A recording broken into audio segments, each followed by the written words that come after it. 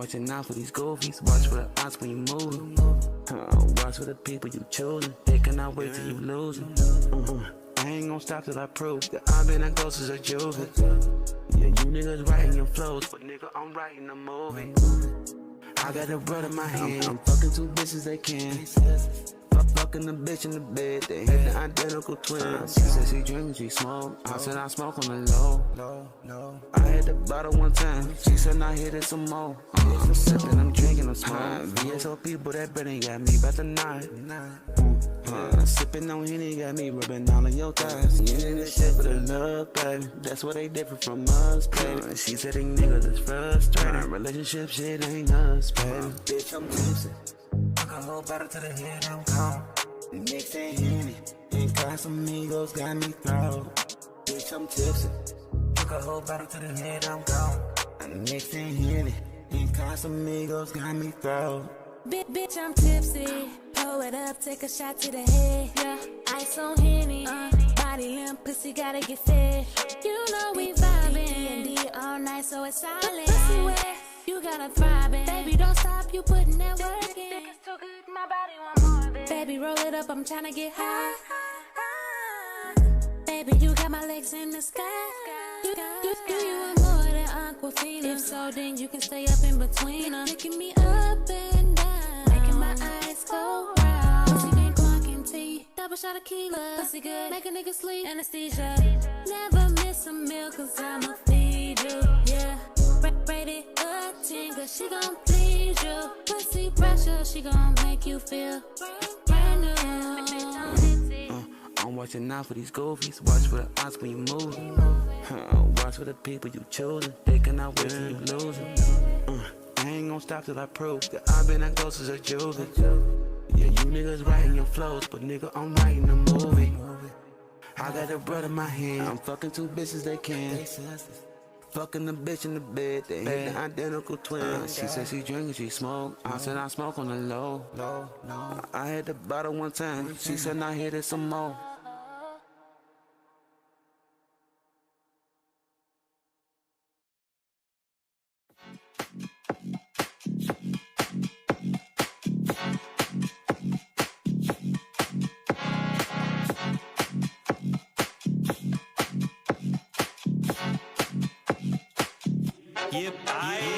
Yeah, boo, when you move to the grooves, what you do best. Shots of the booze in the booth is what we'll do next. Friends say I'm rude, hot dude, I confess. I'm a beast, I'm a dog, I'm an animal and nothing less. She's so fine and she's shining like a necklace. About to hit the club cause we tryna act reckless. Shots of Patron, damn girl, let it digest. Gorilla flow, I'll be banging on my damn chest. Take her back to the crib and watch her undress. Wake up in the morning, head feeling like a damn mess. No stress, stay blessed like an angel. 90 degrees, about to hit the right angle.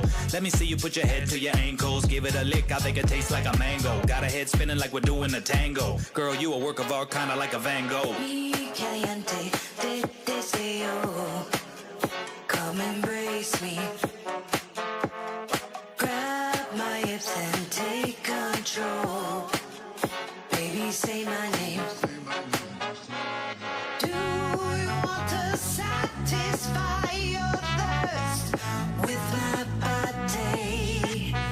Tie me up, let's switch the roles. Come on, baby, I just wanna get naughty. Muy caliente, that booty feel al dente. We bout to steam it up like the milk in my latte. Bounce in the party, we could both dress up, but then we could do a cosplay. Look like we're from Bombay. This for the girls I be shaking in the club. Like TLC, they ain't looking for no scrub. Moe, Shandon, bottles of the bub. I got the water running, girl, I'll see you in the tub. So shake to the left, do your step, but then you go right. Vodka and Rebel if you're trying to stay up all night. Brown hair and eyes, thick thighs, that is my type. Middle of the dance floor, I got my target in sight. She a boss in them high heels with the tank top that reveals, make me wanna say, whoa. No more sitting on the sidelines, come here girl and say hi, you are so fuego. Vaya papi, come here daddy. Quiere azúcar on fuego. Viene a ver mami, and touch my body. Mi pones muy caliente, pecero. Y caliente, te deseo. Come embrace me. Grab my hips and take control. Baby, say my name. Do you want to satisfy your thirst with my body?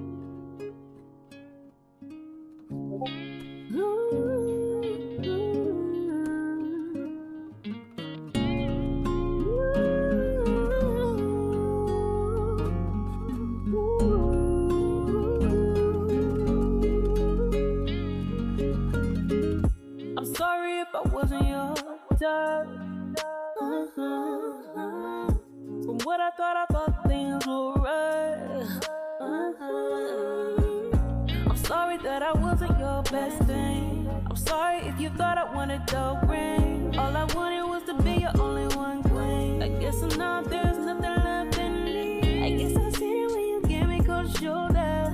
Baby, when I wanna make you a woman, I can only tell my mistakes. Don't wanna feel this way, but I guess I can't stay. Oh no, I love, giving up and thought we built trust. You fade away.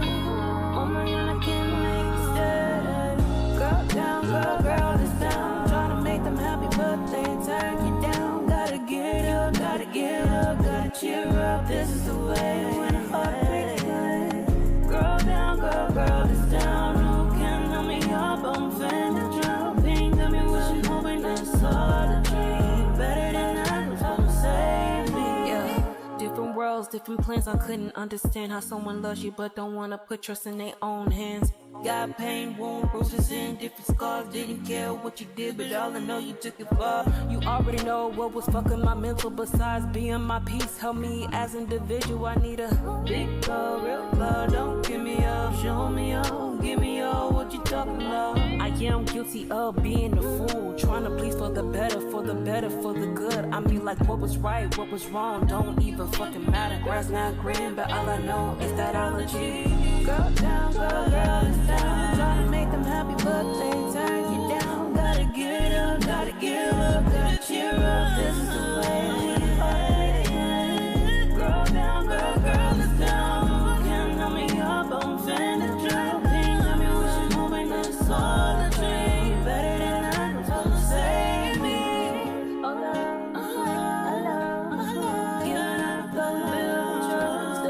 The fade away.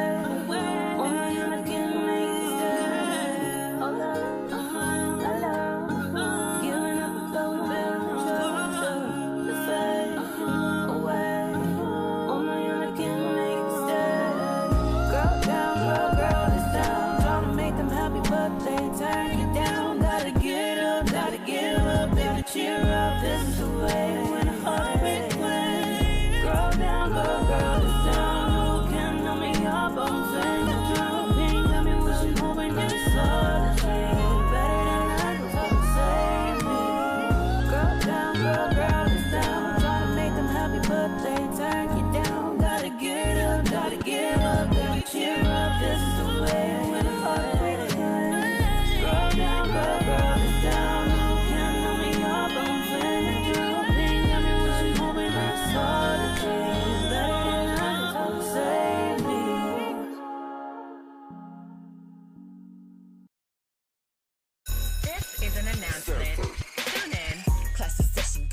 Y'all direction since I seem lost and toss keep popping in my session. Like an affection, better blow your nose if you wanna keep rocking, bitch. You better slow your roll. About to teach y'all a lesson or two. Let's see what this really gon' do. Hands down, thumbs up, time for duck, cause goose. If it walks like a duck and it don't give a fuck, then it must be loose. So loose, gotta take trend poppin', stopping you from honor roll, causing all these issues. Yo, what's going on, everybody, man? What's going on, man? OC Kush in the building. We got Suburban Mom with us, and everybody out there, Blood was Mafia, man. How y'all doing tonight? How y'all doing tonight? What up? Friday night, we got July 25th in the books. You know what I'm saying? It's that last Christmas week. in July. Hey, it's the Merry last week. Christmas. Yeah, I'm just saying. Hey, it's gonna be Christmas in July for somebody here Sunday. I'm just saying. That's true. Yeah, song of the month, turning time is in effect. The bracket is filled out. I have finalized it. It's official. Yeah, our 1 through 8 seeds are locked in. We have our matchups for the bracket coming up on Sunday. I'm not gonna spoil it and put it on screen for y'all right now. All right, I'm gonna let y'all see it on Sunday. All right. You're gonna have to wait. Yeah. You gotta wait for that Christmas present. Matchups are gonna be crazy. I'm letting y'all know now. I seen them when I was building the bracket up and putting them together. I was looking. I was like, wait a minute. Oh, hold up. This person going against this person. Oh shit. All right. This track and this track. Oh, this is the first round finna be lit. Hell yeah. I'm just saying, first round finna be lit. Again, it is ultimately up to y'all in the chat. You know what I'm saying? It is ultimately up to y'all in the chat as far as the winner song of the night and song of the month. Song of the year, Yeah, that's gonna be a crazy battle. Yes. I can tell you And that. We already got 6 winners. I'm just saying. Just a quick reminder. I mean, like, if you guys have been, if you were on the last Downtown Sound, you probably experienced this, but we have implemented a new voting system. So you got Yes. 30 seconds at the end of each song to get your vote in. So you're going to have to be quick. You have to be paying attention, just so that doesn't come as a shock to anybody who maybe hasn't experienced that yet. We Yeah. are rolling that out. We're I know trying we to had fine-tune it. those people in shock last week. They were like, "Wait I a minute, where know. did the thing go?" I'm Where's like, the "Listen, vote?" it was up. It was Yeah. up. 30 seconds on the clock. Y'all hear the ding and the chime and shit when the timer runs out. That's when it closes up. That's Right. it. That's it. So no more voting during the song. You know, I honestly I like it. I think it's been working really well. It's kind of like a really cool way to make sure that like you're kind of hearing the whole song at least before you make your. Because I know I'm probably not the only one. There have been times where I voted for a song and then I'll be like, oh wait, and something happens, like some crazy feature comes on and maybe kind of lowers the vibe, and then I'm like, dang it, I already voted. Right. Yeah, I get it. Like I said though, all that was being implemented. We kind of foreshadowed all the stuff at the beginning of the year when we started this whole, little venture here, letting y'all know that we are evolving and we will be evolving, and we're doing it in stages throughout the year on purpose. On purpose. Yeah. But it is also to incorporate everything in your guys' side as a viewer as well. But we just like to make sure everybody's on the same page when they come in here, man. We, like I said, last week had a bunch of confusion. Yeah, I felt kind of bad. We probably What? should have said something about it before we started. Well, did we? I think we did. We mentioned it, but again, They the were people so that were, confused. some people were completely new overall. Some people didn't even know what was going on. They showed up and they were like, what do we got going on in here? And then we had to explain, like, this is what we're doing. This is why we're voting. And this is, you know what I'm saying? Yeah. But with that being said, that's great. I love to see it. Don't get me wrong. We ain't fucking with y'all, on that level. With it, as far as you being new, I apologize. You know what I'm saying? First and foremost, on behalf of the Blended Ones Radio Network, for you not knowing about it, but shame. Shame. The mafia out there should have been told you about it. Yeah. You know what I mean, I mean? it's really just because we are gearing up and heading towards Yeah. Song of the Year, which is there's a lot of money on the line, and so we want to try. We've been brainstorming for a while on like how to make voting maybe a little bit more fair, a little bit more concise, and I think so far this seems to be working out pretty well. So hopefully you guys. Yeah. Hopefully I mean, you guys once fuck with everybody it. got accustomed to it last week, everything went. Yeah. It's pretty smooth, you know what I'm saying? And I you was could even see actually- it reflect. I think you could see it reflect low key in the percentages. It was. Yeah, it was you humbling. absolutely could. And like I actually, it was nice. It kind of just I feel like it made the show a lot tighter. It brought the votes in a lot quicker. Yeah. And everybody seemed to catch on really quick. And like I was anticipating for the first show that we would that we rolled it out in, that we would have like really low vote counts or something, but you guys stepped up and like everybody was voting when they were supposed to. Like everybody in chat was voting for the most part, so that was really cool to see. So hell Super yeah. dope. Super dope. You know what I'm saying? And again, everybody that did win last week, big shout out to you. You guys finalized and locked up the last 3 spots that were available in this. We have all of them locked up now. We're going to be going through the news today. We're going to be going through some of the vibe checks and or drive-by reviews that do come through the submission form tonight. I did want to really quickly start the show, though, out by giving a couple of shout-outs, you know what I'm saying, to the breakdown for next month. We have the August breakdown situated. We also have the special promo video for the Friday night special that we're going to have next month. That's going to be a ladies' night. Yeah, a ladies' night, you know what I'm saying? Going to be doing that. That's going to be basically a little tribute show to all the ladies of the underground music scene. You know what I'm saying? If you are if you are a lady in the music world over here in the underground scene, let us know by getting a submission in. And again, the form will have all the details in it. That will be opening up on August 1st. All right, August 1st, fresh off of our show this weekend, low key. Oh yeah. Yeah. And just a word to the guys out there, like you could still be part of it. We're not hanging a girls only sign on the door or anything like that. You just have to make sure that you have a featured a female on your track, and she's got what was it, like top line, or she has her own verse. She's in it. So the basically the stipulation female wise is they have to be a female vocalist, not a sample in the beat. Not an AI lady. we need a female vocalist either as the main artist or as a featured artist on there. So fellas, if you have a song with a female as a feature, please submit that. Yeah. You know what I'm saying? We want to highlight this, you know what I'm saying, all the females across. And also if you do be submitting tracks with features of females, please shout them out, let them know about the show, what's going on. So that way they can tune in too. You know what I'm saying? We want everybody that does submit, especially if you submit, to come out and party with us. You know what I'm saying? Come out and party with us. We're going to have a little block party on Friday night. And then that Sunday night, that same week, that Sunday night, it's a whole block party for the Song of the Night tournament. So any of the ladies that slide through with their tracks on Friday, please submit them on Sunday. Absolutely. Get in there for the Downtown Sound Song of the Night competition and find out. You know what I'm saying? Right. Other than that, the only other thing that I did have is going to be for this co-host joint, all right? I did want to throw this on screen for y'all. I'm going to give a little promo shout out to this one. And then, yeah, we'll get the show started up. But big shout out, though, to everybody in Blended Ones Mafia, man. I appreciate all y'all hanging out with us tonight on this Friday night. And, yeah, you could have been anywhere, but you out here hanging with us, man. Big shout out to you. Hell yeah. Check out this promo. We'll be right back with some news. Let's get it.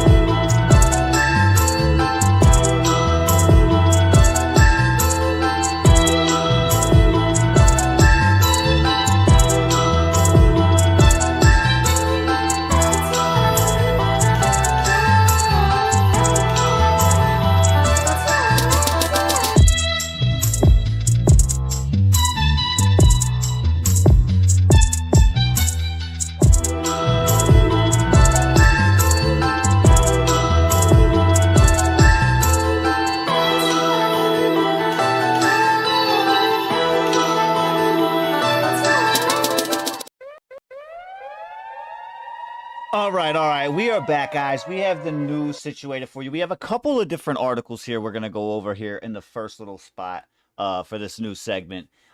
We also have some more that will play a little bit later on in the news. That's going to they're going to kind of go together. All right. Those stories kind of go together a little bit more. And we'll kind of line those up for you. But in the meantime, get your submissions in. All right, if you got a vibe check or a drive-by review, get your submissions in. We'll get those played in between the news segments here.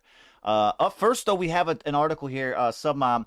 It says here a science journal pulled a controversial study about a Hmm. bizarre life form.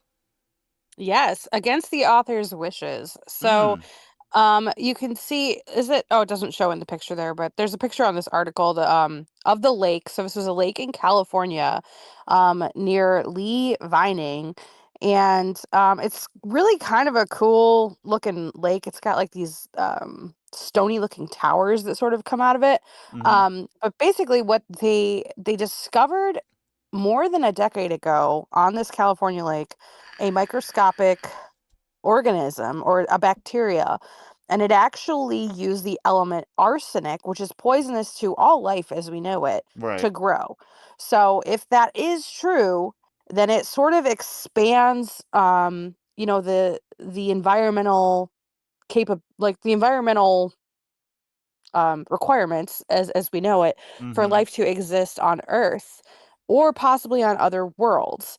Um, Now, there's several research groups that tried to replicate the results, and they have not been able to do it. So they have argued that, it's not possible for a living thing to use something so toxic to make DNA and proteins. mm-hmm, But some scientists have suggested that the results of the original experiments, they might have been skewed by undetected contaminants. So on Thursday, that the journal Science, which first published the research, retracted it, mm-hmm. but it wasn't because of any misconduct on the researchers' parts.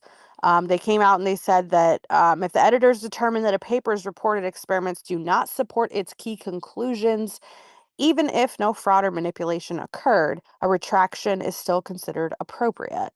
Mm-hmm. So basically, the researchers disagree with the journal's decision and they still stand by their data.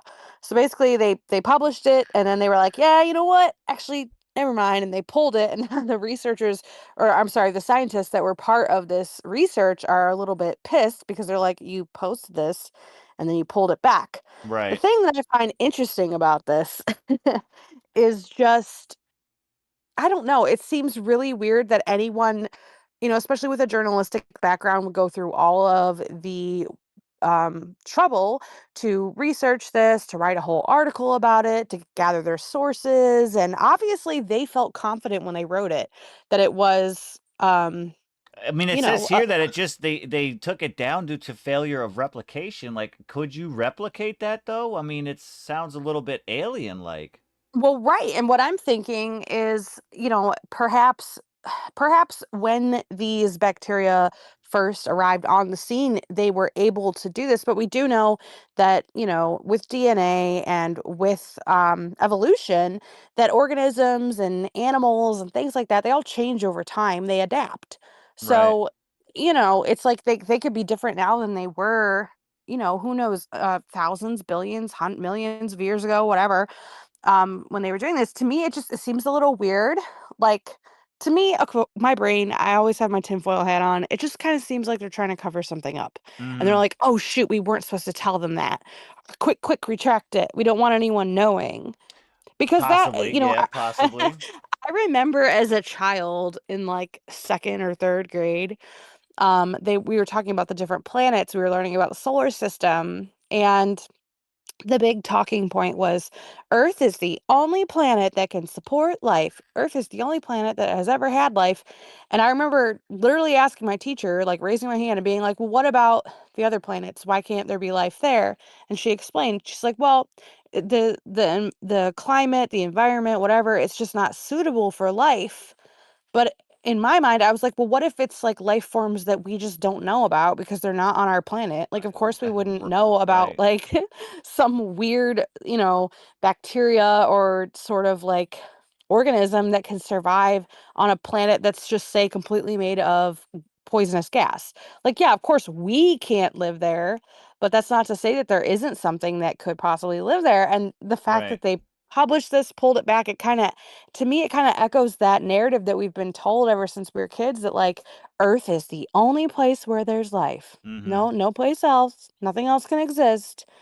Which to me, I feel like it's potentially, really yeah. short-sighted. It's like a really short-sighted idea to have because how do Mm-hmm. you know? How could you possibly know? You can't. No, well, at least not yet.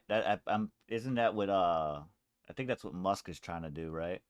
Yeah, Venture Musk, out. and then there was that they deployed, I can't remember the name of it, but it was like this satellite. It was deployed several years ago, I think in 2011, Mm-hmm. and it's like a deep space sort of uh like I think it can photograph like it's super super deep space, and we haven't gotten the results back from it yet as far as I know. Mm-hmm. But I wish I could remember the name of it. But yeah, it's like this satellite that they deployed that was literally just going to look super super deeply into space and get some photos. And a bunch of nerds in the scientific community are all, myself included, are like, waiting for the Waiting for results to this, come. yeah. Yeah, yeah, because it's actually going to tell us a lot, about what's out there and like get It's us some supposed to photos at of different least. planets. Yeah. So, but will we actually get to see it? Who knows? I don't know, man. I have no idea. Um, I mean that's just crazy though. That's just Yes, crazy. yes. And then the The fact that it James was on a Webb. lake, like it kind of just for me, like a lake, water. Yeah, Mhm. yeah. Maybe there's more. Than they're definitely leading on. That's just me though. Yeah. That's just Well, me it's though. just like the same shit that they discovered in, I think it was Antarctica. They dug down really, really, really, really, really, really deep, and they found like bacteria that I think were still alive, or like maybe it was fossilized. I can't really remember, but Mm-hmm. basically it implied that there was life on Antarctica like a really long ass time ago Right. in an environment and a climate that we would assume nothing could live in, but it did. Mm-hmm. So, um, yeah, that was just very interesting to me. And it's just very interesting to me that they pulled this. Like, I don't know. To me, a scientific journal shouldn't be like polling stuff. If there was No. evidence of it found it at some point in time, then just because you can't recreate it, maybe you're not doing it right. You Right. know what I mean? Right. So I don't know. Really weird. So, all right. So my next little thing here, that I don't know if people have seen this. It was about a couple months ago where this came out, um, and it's basically a shot. This is Adam Silver. I saw this. This Did is so you? cool. Yes. Listen. It's cool, but I have some things I want to talk about. You're like, Let's hold let's on. watch this. You guys take a look at this, and I'll just kind of give you a quick rundown. He's gonna scan what you're gonna see is here. He's gonna scan this guy, and there's this technology that they have now that basically will insert them. Now, I'm sure you've seen it on shorts and reels and things where people have kind of implemented themselves, but this is done during live TV. Okay, Yeah. that's the big. That just keep that in mind. All And right, live so game, right? Like this right, was a right. live basketball game. Yeah, so check this out. We'll talk about it a little bit more after. Yeah, let's get it. So this should come up. All right. So now I'm going to walk around you and just scan your body, right? Yep. All right. That's an interesting shirt you wore today. Is that the one you're going to wear all morning? Is that? We're in Utah. The Jazz wear purple. You used to wear a suit. So did the Vikings. All right. What a This is weird almost question. over. All right, hang in there. I got to step back just to get your full body. All right, is that? I'm almost done. Almost done. You're up. People see you on the screen. Don't be so nervous. I'm nervous about you taking a step backwards. That'll be the end of it. All right, smile for a second. Yeah. All right, got it. All right. All right. All right. All right. All right. All right. All right. All right. Painless. All right. I got it. All right. So now, come over here. Let's look at this screen. So now we're going to go back just so you can see this. Go back into that mode now if we're in the app. And now the menu is going to come back up. And so look, we've inserted you in the avatar selection. And then you see where the red is going? You could choose different players. Yeah. So then we're going to pick Horton Tucker. And then where Horton Tucker is, so this would be in a live game, you will be inserted into the game. You'll be making all the same movements he was, but it'll look like it's your body. Does he have my skills? We'll see. Okay.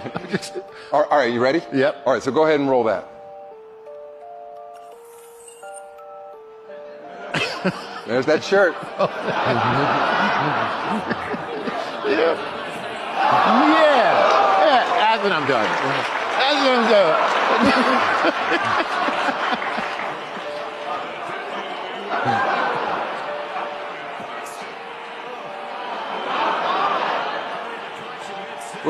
Where'd you get the idea to stick your tongue out like that? Yeah, somebody copied me, you know.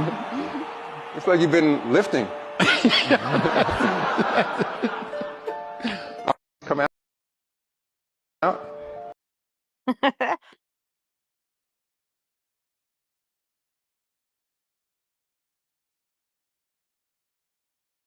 That's so wild. Yeah, that is, it's crazy.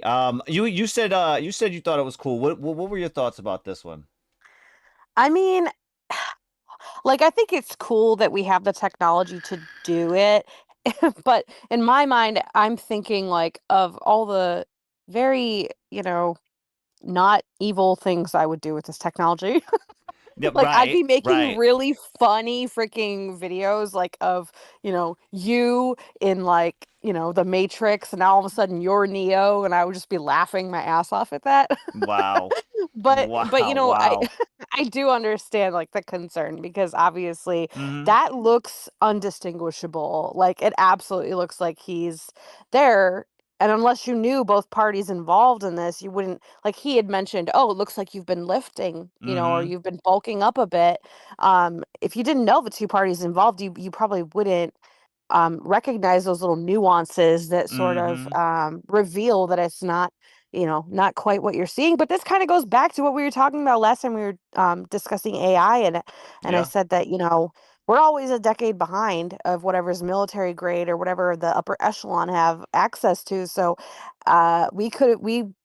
we're not I just really don't think you could trust anything that you've seen for the last 10 years, to be See, my honest. Like, take on this is if they're doing this in a live game, now mind you, this is brought to you and basically promoted for the sports entertainment world, right? right. Mhm. Here's the problem that I have is when this kind of breaches that, and now you start seeing people get arrested and accused of something, Yes. and then they go back and go, I was Yes. never there, I was never there, and then all of a sudden the plaintiff pulls up a video of the defendant Right. doing said action, and it's Yeah. not actually them. Well, see, and that's what's so scary because if you figure I'm just like ballparking that maybe this technology has been available for the last 10 years, but how Mm-hmm. many court cases, like I remember I used to think to myself like, well, if someone's caught on video committing a crime, there's no question there. We absolutely know that they are guilty. And I don't know how any court Yeah. couldn't, just find them guilty, but now in the mind that I have now that I've seen these things, you'd have to question that too. But like 10 years ago, we didn't know that this type of Right. technology was Right. available. How many people are in prison that were caught on, a surveillance camera doing something really terrible and it wasn't actually them? Yeah. And it wasn't actually them. Like, that's so scary. I saw today a video. It was a girl and she was talking, there's been sort of this explosion of Instagram versus reality over the past year or so, where Right. people are Right. calling out these really bad edit jobs and things like that. And a Mm-hmm. lot of that surrounds, the use of filters, which those first became really popular on Snapchat. You could be a dog, you could Yeah. have Roof all woof. kind of crazy. Yeah. And I think that major technology companies saw how popular that was, and a lot of people have hopped on board, and a lot of people with a Yeah. lot more money have hopped on board. And there is now a filter that I'm not sure what program she was using or what, but they are filters that are created and are powered by machine learning. So essentially, this filter will read every single piece of your face, your eyebrows, your eyes, even the wrinkles, the way your face moves, and then it applies this filter, and the filter is so strong and so intelligent, I guess you could say, that you could put your hand up to your face, you can touch your face, you can wiggle your eyes, you can, touch yourself wherever on your face, and that filter doesn't go away, Right. which is Like before you used to do scary. this and like your eye would glitch because Yeah. I get it. And then some people would call out, "Oh, so and so, It's she's not even a she's filter super at that point. filtered." Wouldn't it be just makeup? Well, yeah, like a lot of the filters, like on TikTok and wherever, they'll apply makeup to your face, but you got to be careful when you're using them because if you Right. put anything But in I'm front of your saying this would face, essentially be makeup, digital makeup. It's yeah, like it it's won't absolutely go it's a digital. nowhere. It won't flicker. Well, None of that. Like, it's like a digital mask. You know mm-hmm. what I mean? And yeah, it's just the video itself was absurd, and the comments on it were crazy too because a lot of people were like, "Wait, what do you actually look like?" Because at the end of the video, she had no filter on, and she said, "My name is whatever," and Mm-hmm. you know, comment, like, and subscribe. And people were like, "Wait, which one of these was actually you?" That's how convincing it was that she went through Right. probably 3 or 4 different filters, and you couldn't tell which one was actually her face. So That's dude. scary. Mhm. That is Yeah, crazy. That is it's just nuts. absolutely crazy. Um, man, it really is though. It is because it just opens up a whole new window for, I mean, people try to steal identities all the time. I think we've all probably gotten a text message from our bank at some point or another. Did you make this purchase in this Right. weird Right. state? You're like, Right. no. But now, I mean, people can clone your voice, people can clone your face, people can just with this AI technology essentially become you. Mm-hmm. And it's like, it reminds me of like those old like Scooby Doo episodes or like the weird movies where like there's a clone and then someone's like talking to the other person. Oh, I don't know which one is the real you. And then they're Oh like, yeah. Yeah. oh, Yeah. Yeah. Yep. don't you remember? Like, and then they're like, oh, okay, I remember that. You're the real you. But there's so much access to our data and information about us out there that I would be willing to bet that, if you were ever actually in a circumstance like that where there was like a clone of you I mean, low and key AI what you're talking about has actually been a problem for a little while here, especially like for me. I've witnessed it firsthand with some of like my wife's friends. So what happened was one of my wife's friends, she has Instagram and all that, right? I one of the days that I'm talking about specifically, I got a follow notification, and I'm like, this is weird. I'm pretty sure they mm, were already following me, and I was already following them. Like, what the fuck is this? So I go right, I go to right. the page and click on it, bro. Everything looks like her, right? It's not her Your photos though. wife? No. Her friend, one of her friends. Oh, okay. Everything looks like Still her, right? scary. Everything looks like Yeah. her. Mind you, it's not. None of those photos are her. Like none of them. There's Wow. videos on there, and now mind you, this particular profile, and I think this is where it low key was kind of stemming from and starting, was the profile itself was like view my content here, and it was the OF Mhm. type of joint.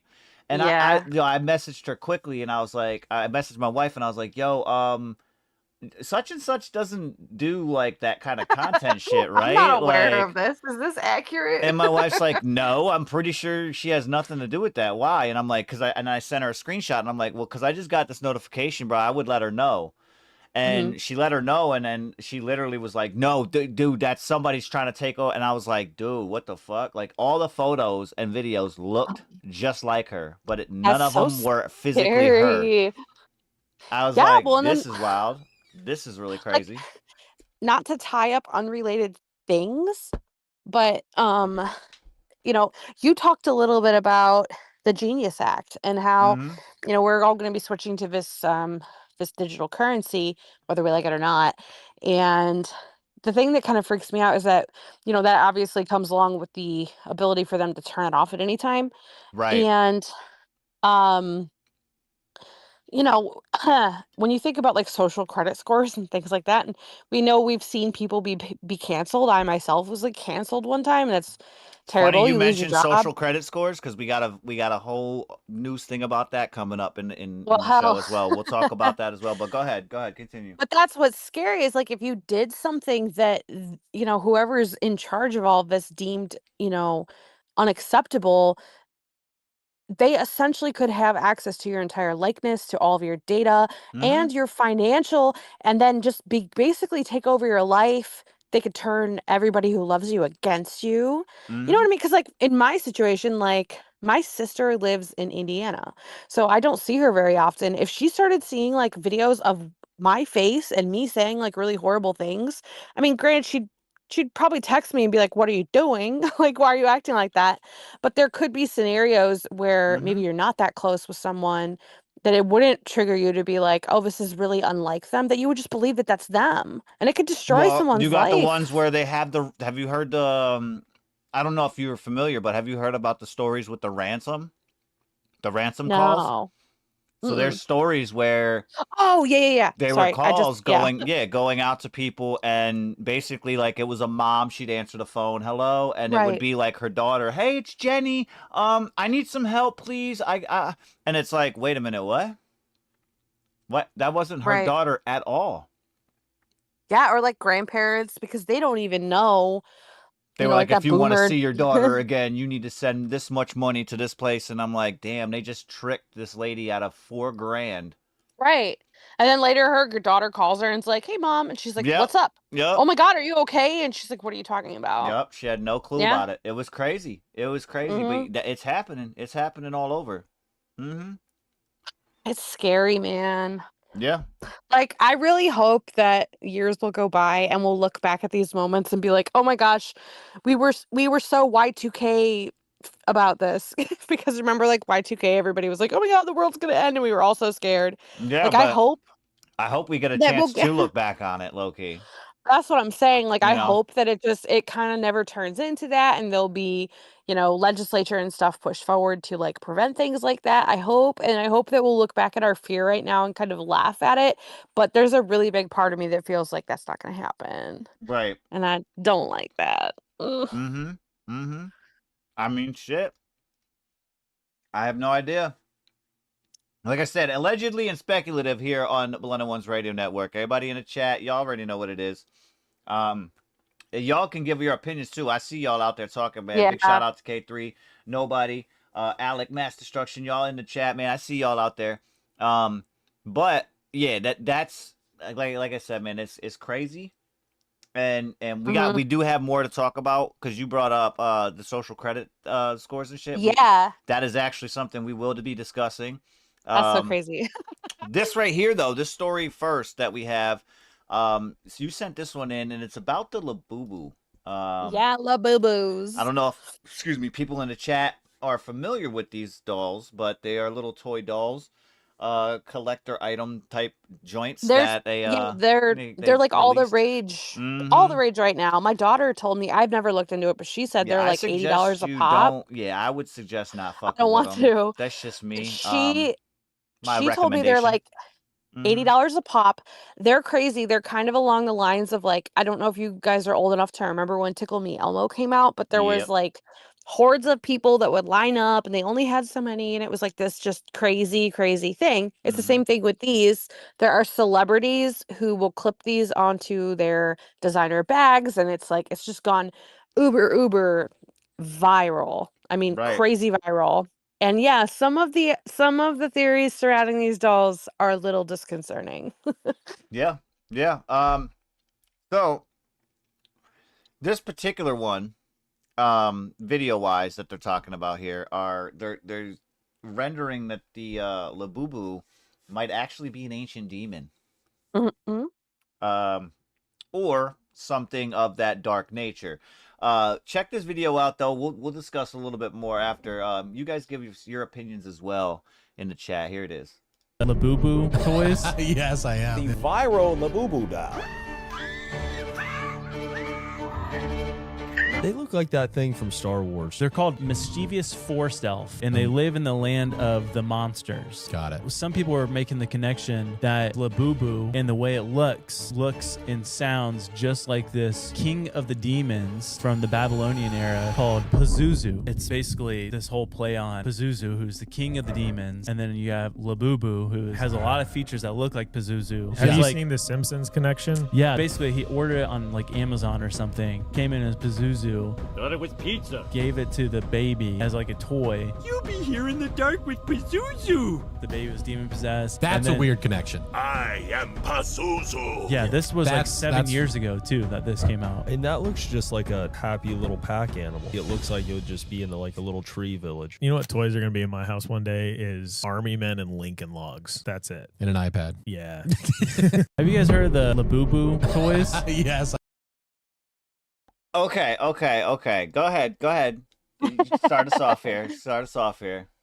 So yeah, I mean, I think they buttoned that up pretty cleanly in the video, but there's tons of videos right now on TikTok of people claiming that after purchasing these dolls for a hefty sum of money, obviously, that they're experiencing weird paranormal events in their homes.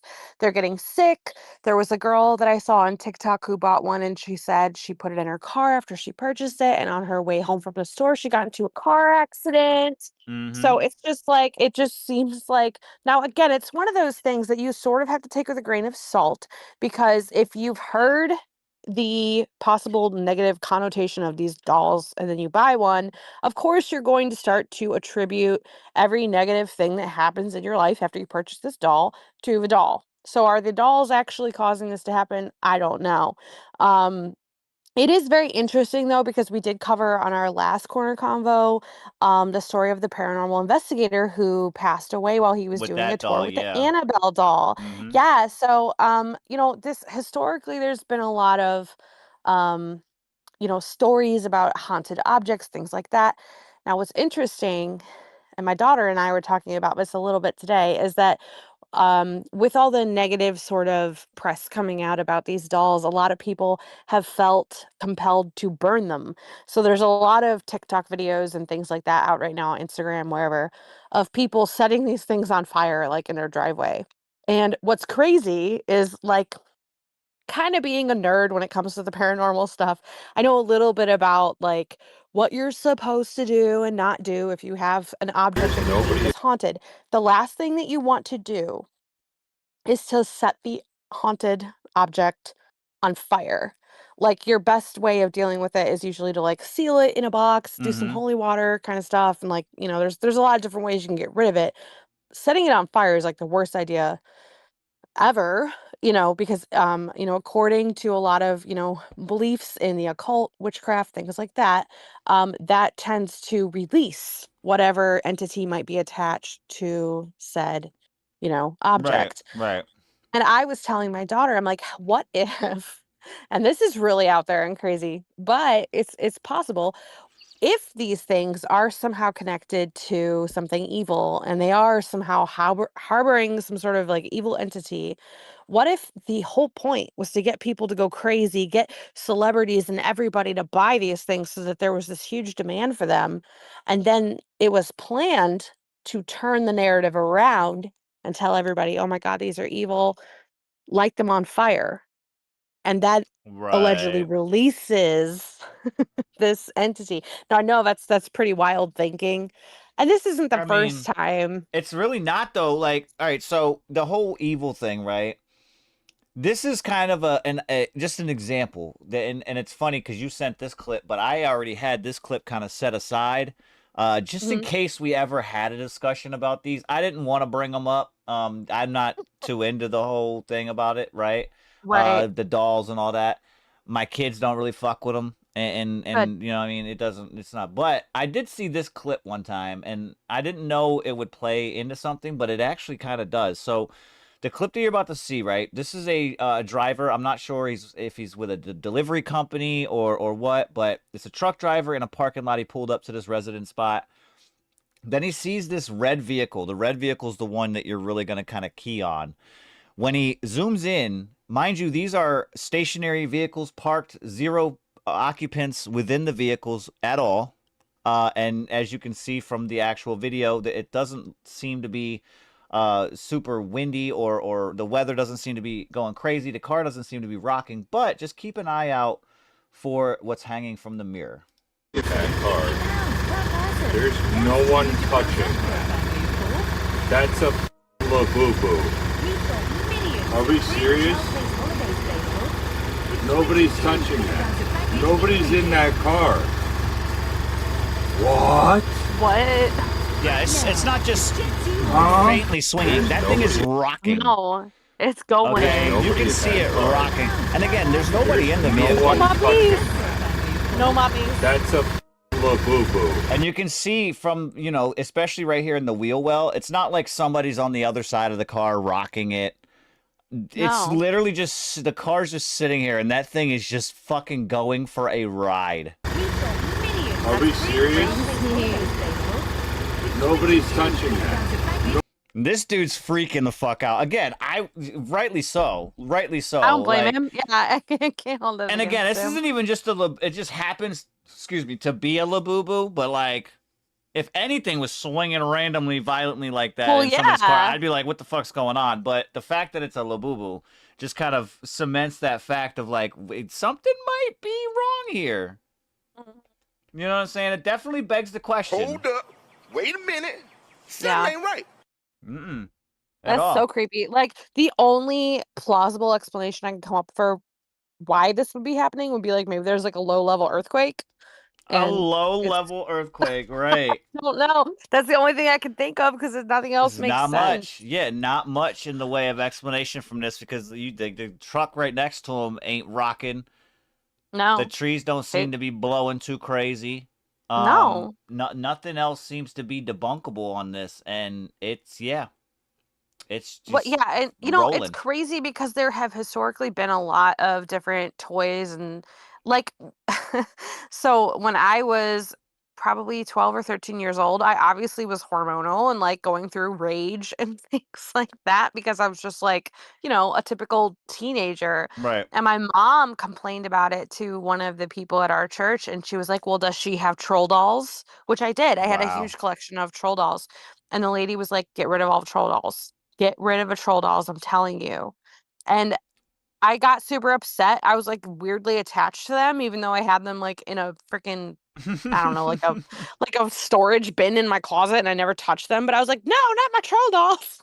Right. But I think she did end up getting rid of them. So I don't know how that affected me. But another version of this that really truly comes to mind is the Ouija board. I mean, I personally would never F with one. I messed with one when I was like younger with my sister, and like we had a lot of really bad stuff happen after we messed with it. Part of me wants to attribute it to that, but part of me is like logical, and I'm like, it could just be coincidence. So I can't really tell you whether Right. or not it was attributed to that, but I can tell you that I would never F with it again. And Ouija boards were originally, I think it was like Parker Toys or something, are the ones that came out with it, and it was marketed to children and young adults as a board game and something fun to do with friends. It's an occult. Wow.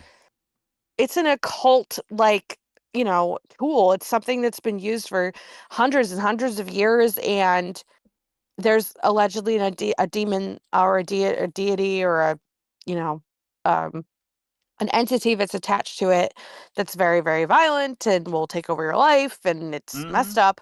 But I mean, people still sell them, and people, you know, I've seen car air fresheners and stuff, you know, that are like small Ouija boards. And Wow. yeah, it's just crazy to think that that was just being sold like Air in fresheners. What? it's just, you know, being sold as a toy, as something to play with. Oh, yes, have some fun with this and contact spirits. Like you have no control over what spirits you're contacting or what energy you're bringing in. And like a lot of people who play with them, I don't think. I think low key it actually- was produced as a. I think it was more or less produced. This is just again my statements on this. I think it was produced more or less as a kids game, so that way when it does become a little bit more well known, by then that generation has already like grown to it, and then the older generation or the mothers and fathers, when they find out about it, are like fuck you. Then it becomes a rebellious thing. Yeah. Oh, they don't want And me to then it have just this. I'm gonna have it. right. Yeah. I think it plays on that feature, you know what I'm saying, as they grow up. Yeah. Because then by the time you Absolutely. get it to the child, as the child then becomes an adult and has their own kids, they went through it already. They're like, yeah, nah, it was nothing. Just go ahead and play with it. And now they got their kids on it. You know what I'm saying? Right. Yeah. It's just wild to think in my childhood how many things were sort of thrust upon us in the form of like games or toys that kind of do have a tie to the occult, because you had like the Ouija board, and then you have like the Magic 8 Ball. Do you remember those? It had like Yeah. the Yep. shake it, and Yep. that's kind of linked to magic and like tarot and things like that. I remember dream catchers were like really huge when I was young. There's just all this stuff Well, that they was have like, there's the tarot card game. yeah, It's yeah. literally a game, or Mhm. they say it is. So it's just really hard for me because, a lot of, your Bible thumpers, the people like that will try to drill into your head that like, oh, the whole world's trying to trick you and like Satan hides everywhere and you could be partaking in satanic rituals and not even know it. But when you see things like that, it really does kind of make you wonder, because it's like the Ouija board, I think, is the best example of that. This is literally something that's meant to contact spirits, Right. and we're just selling this to kids to use as a toy. Oh, it's Mm-hmm. just for fun. It's not, it won't hurt you. That's so scary. Like, I wouldn't want my It daughter yeah. messing with anything like that. I mean, It is I don't know, wild. man. It is And yeah, now very with wild. this, we're just seeing it's like every generation has a different form of this. And like, obviously, it seems to me like, this Labubu craze might be part of this. Especially what's weird too, I think, is like how these things blew up like overnight to the point where celebrities have them on their freaking designer bags. I mean, just like, we all saw the Beanie Baby craze, Yeah.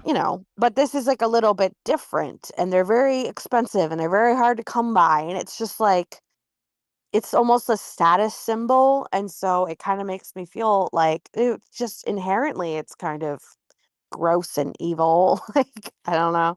Yeah, Just I wild. mean, they're just, I don't know, bro. They have an evil grin, for Christ's sakes. Like, Yeah. if you were to describe it, you would have to use the word evil in the description. Yeah. If nobody knew what it was, but they've seen it before, right? They just didn't know the name of it, and you were describing it to somebody, you would have to say the doll with the evil As an grin. evil grin. Yeah, Like, exactly. look, I'm just saying. I don't know. Well, and I do find the link, like just the similarity between Labubu and Pazuzu. I mean, that's just so Look, close. right.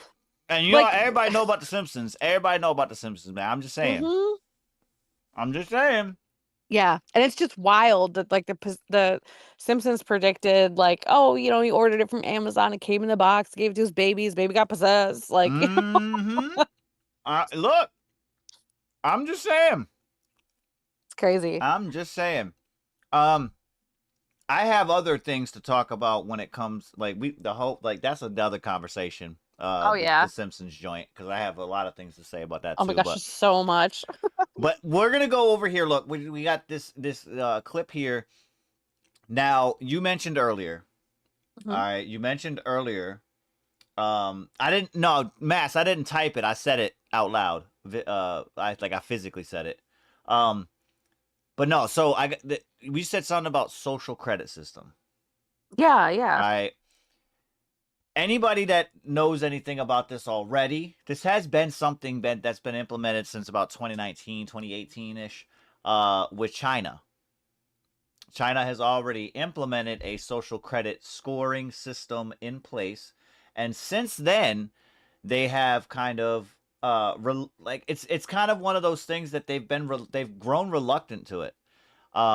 Right. I have, over the course of the last couple of months, I've been doing some research on independent journalists that have gone over there in trips. But it's kind of one of those things similar to what happened with the vid.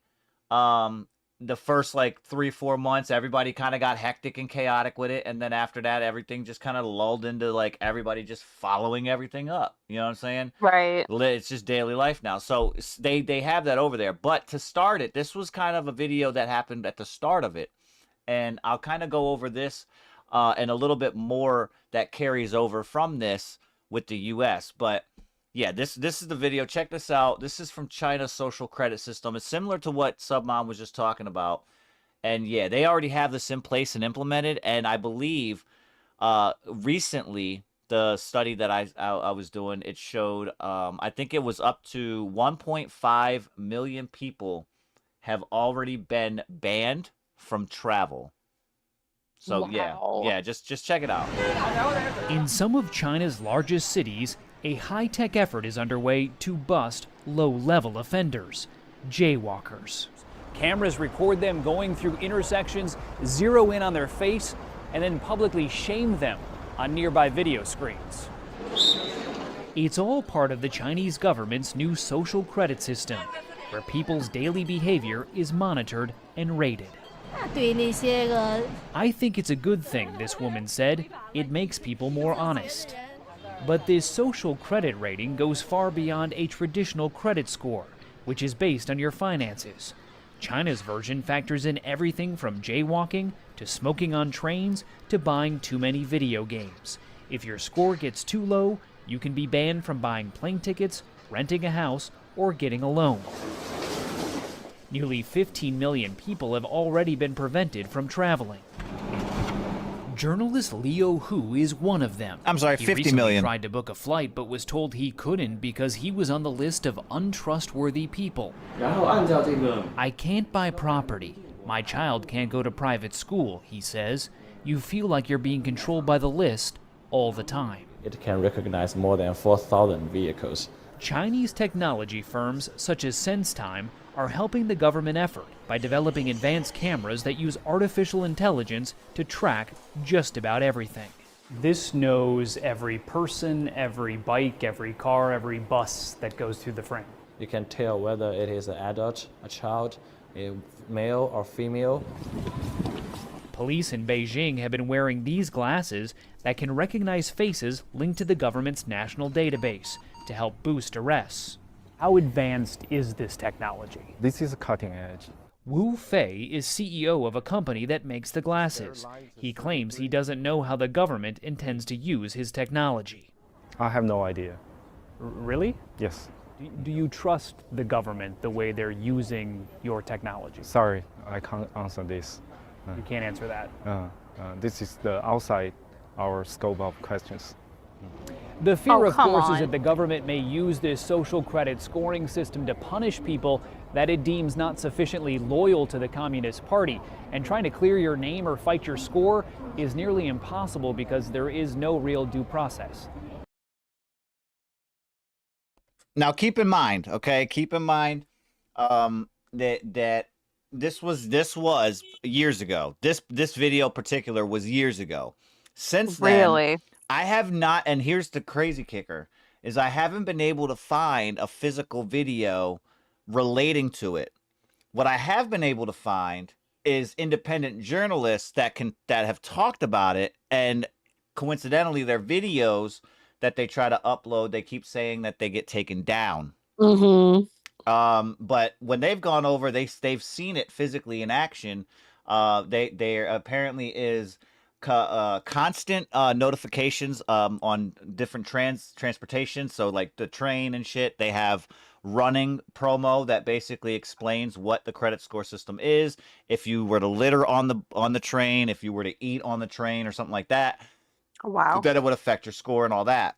My apologies too. I said 1.5 million. That was an article that I read. This video here said 50 million.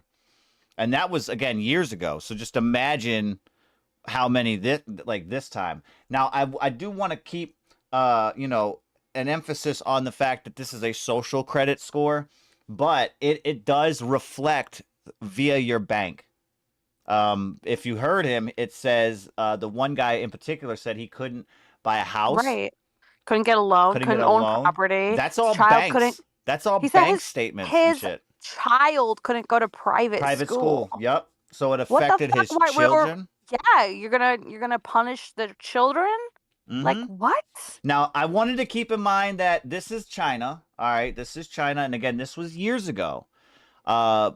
Since then, the U.S. is implementing something. Now, this isn't completely this, so don't take my words. Don't twist them. This isn't this, right? This isn't this, but the U.S. is running something now, what is known as the Biometric Entry-Exit Visa Tracking System. And the reason why I'm bringing this up is because this is pretty much the first installment of what this is. The first step, yeah. Okay.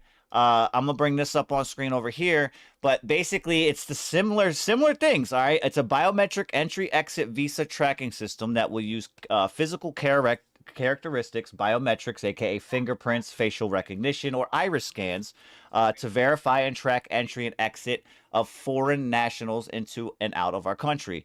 Here's the kicker. This will also implement Americans leaving the country. Mm-hmm.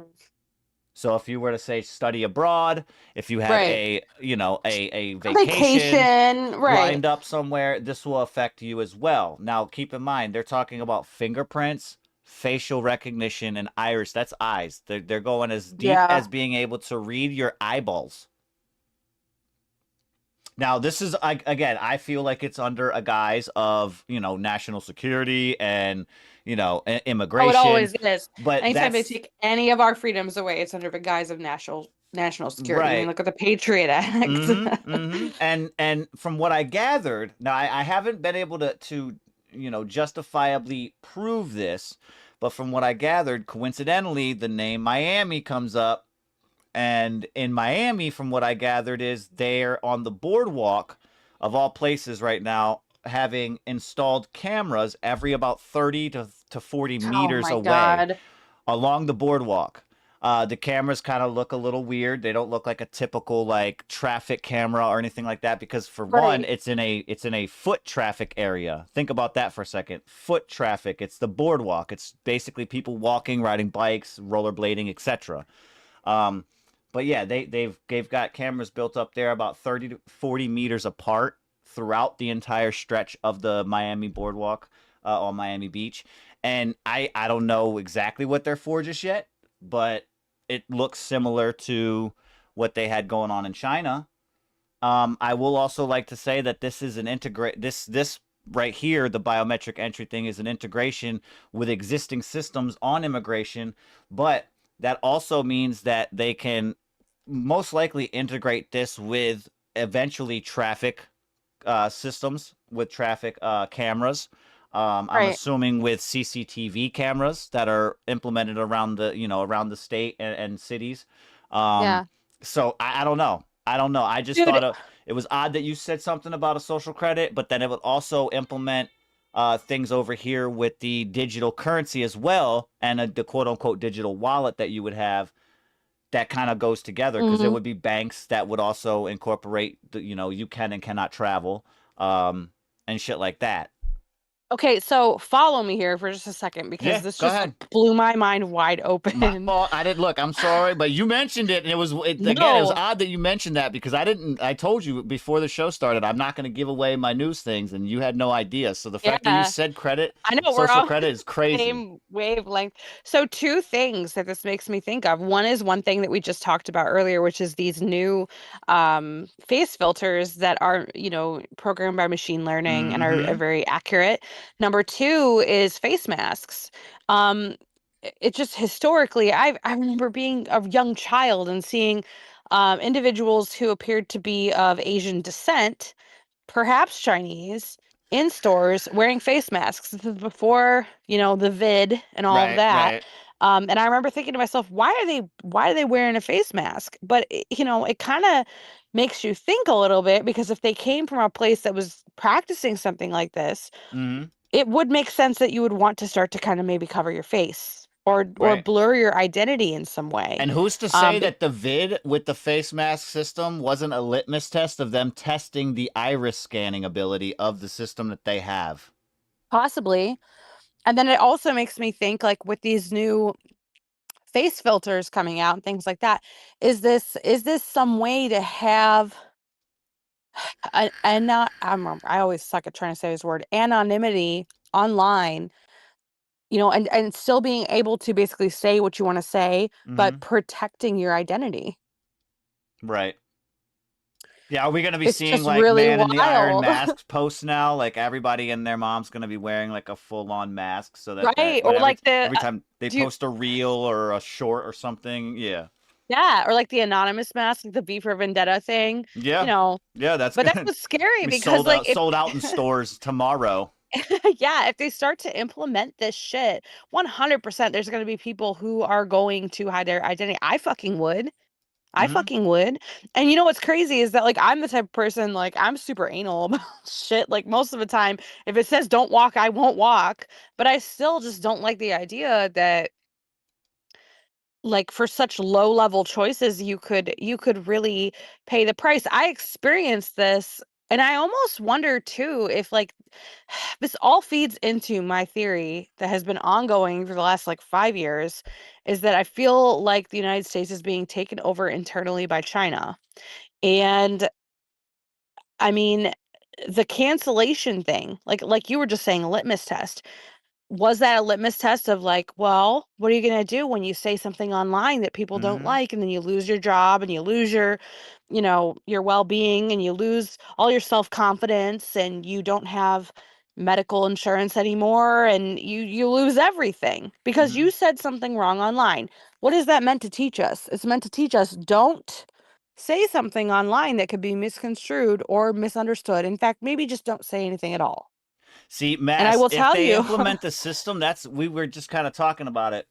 If Mhm. the vid might have been that litmus test to be sure that in case people did want to wear a mask to fight this, you still have to see. Right. You still need your eyeballs, so they have an iris scanning ability on this as well. And I feel like that might have been, along with all the other stuff that was implicated with the vid, right? All that other Yeah. shit. Again, it's all tier levels to it, right? The litmus Mhm. test of control, the litmus test of the ability for rebellion. Is there going to be something like that? Do we look at, all these different layers? And I feel like the mask part, because it was quote unquote mandated, right? Mhm. Everywhere it seemed like. Yeah, I feel absolutely. like because it was mandated everywhere, they're looking to see if everywhere people go, we have the ability to then check out their eyeballs. Well, and what if it's on the converse of that too? What if it was meant to instill a sense of rebellion in American people of like, I don't want to wear a face mask. I'm not Mhm. gonna wear a face mask because maybe historically, well, some of the issues that we've had in China is that people wear face masks to protect their health and we can't quite scan their face the right way because half of it is covered. How Mhm. can we make Americans not want to wear a face mask? Well, how do you get anyone to do what you don't want? Or how Right, do you get right. Eat anyone your to do broccoli, what you want? Johnny. Yeah. Well, no, like if you want someone, don't eat your broccoli. That No, I broccoli is get it. I get it. disgusting. I get I it. hate I'm saying broccoli. no. If you implement it Reverse enough, eat your psychology. broccoli. They're not gonna want to eat it. You know what I Right, mean? exactly. It's the It's same thing reverse with that. Yeah. psychology. Yeah. Yeah, exactly. So Totally. like let's push this on the American people. Let's tell them they have to do this because we all know that Americans don't like to do what they're told. Look back to 1776. They hated that, Mhm. right? So let's just tell them you have to wear a face mask. 75% of them are probably going to get annoyed by that in 2 weeks. And then in the future, if we're doing facial recognition, which is wild too, because I do remember reading an article months ago about a very similar camera system being implemented in Walmarts across the country Mhm. that were reading people's faces, kind of going online, searching for warrants, and then identifying possible threats for shoplifting, da da da da. That would alert the managers. They'd Now, keep a do you close have eye on that this in person. Walmart's now? Like now, do I you don't have that in know. yours? Well, you would There's know because cameras everywhere. when There's you walk cameras in, everywhere. at least our Walmarts around this area, when you walk into the Walmart, there's how there's normally like the door greeter person right there on that second Yes. set of doors. Well, Mhm. right next to them and like on the ceiling part, there's normally a monitor, and that monitor has like the video of people coming in and out. Yes. Mhm. However, as of like I think it was 2 years ago, I think is when I'd have to ask Quinn if that's correct, but I think it was about 2 years ago we started noticing that the camera when you walked in, the monitor showed Mhm. boxes around people's faces and heads. Yes. And I Yeah. said, Mhm. wait a minute. And she's like, what happened? I was like, nah, look at this shit. And we looked up, and sure enough, it squared up both our heads. It squared up two of the people's heads that walked past us to leave the store. And I was like, yo, is this a facial recognition system that's in place now? Like, Right. What the fuck is my box? Why is there a box around my head? Well, and what's wild too is that as far as like Walmart goes, they are very strange in the fact that most shopping stores that you go to will accept, Apple Pay or whatever you have on your phone, Google Pay. They'll accept that for payment for purchases. Walmart does not. No. You have to have the Walmart app downloaded and installed on your phone. You have to have created an account and you have to have linked your debit card to that Walmart account in order to be able to purchase anything at Walmart using your phone. What is also really interesting about Walmart is Walmart showed up on that list when I was doing my research a year or two ago about the top grossing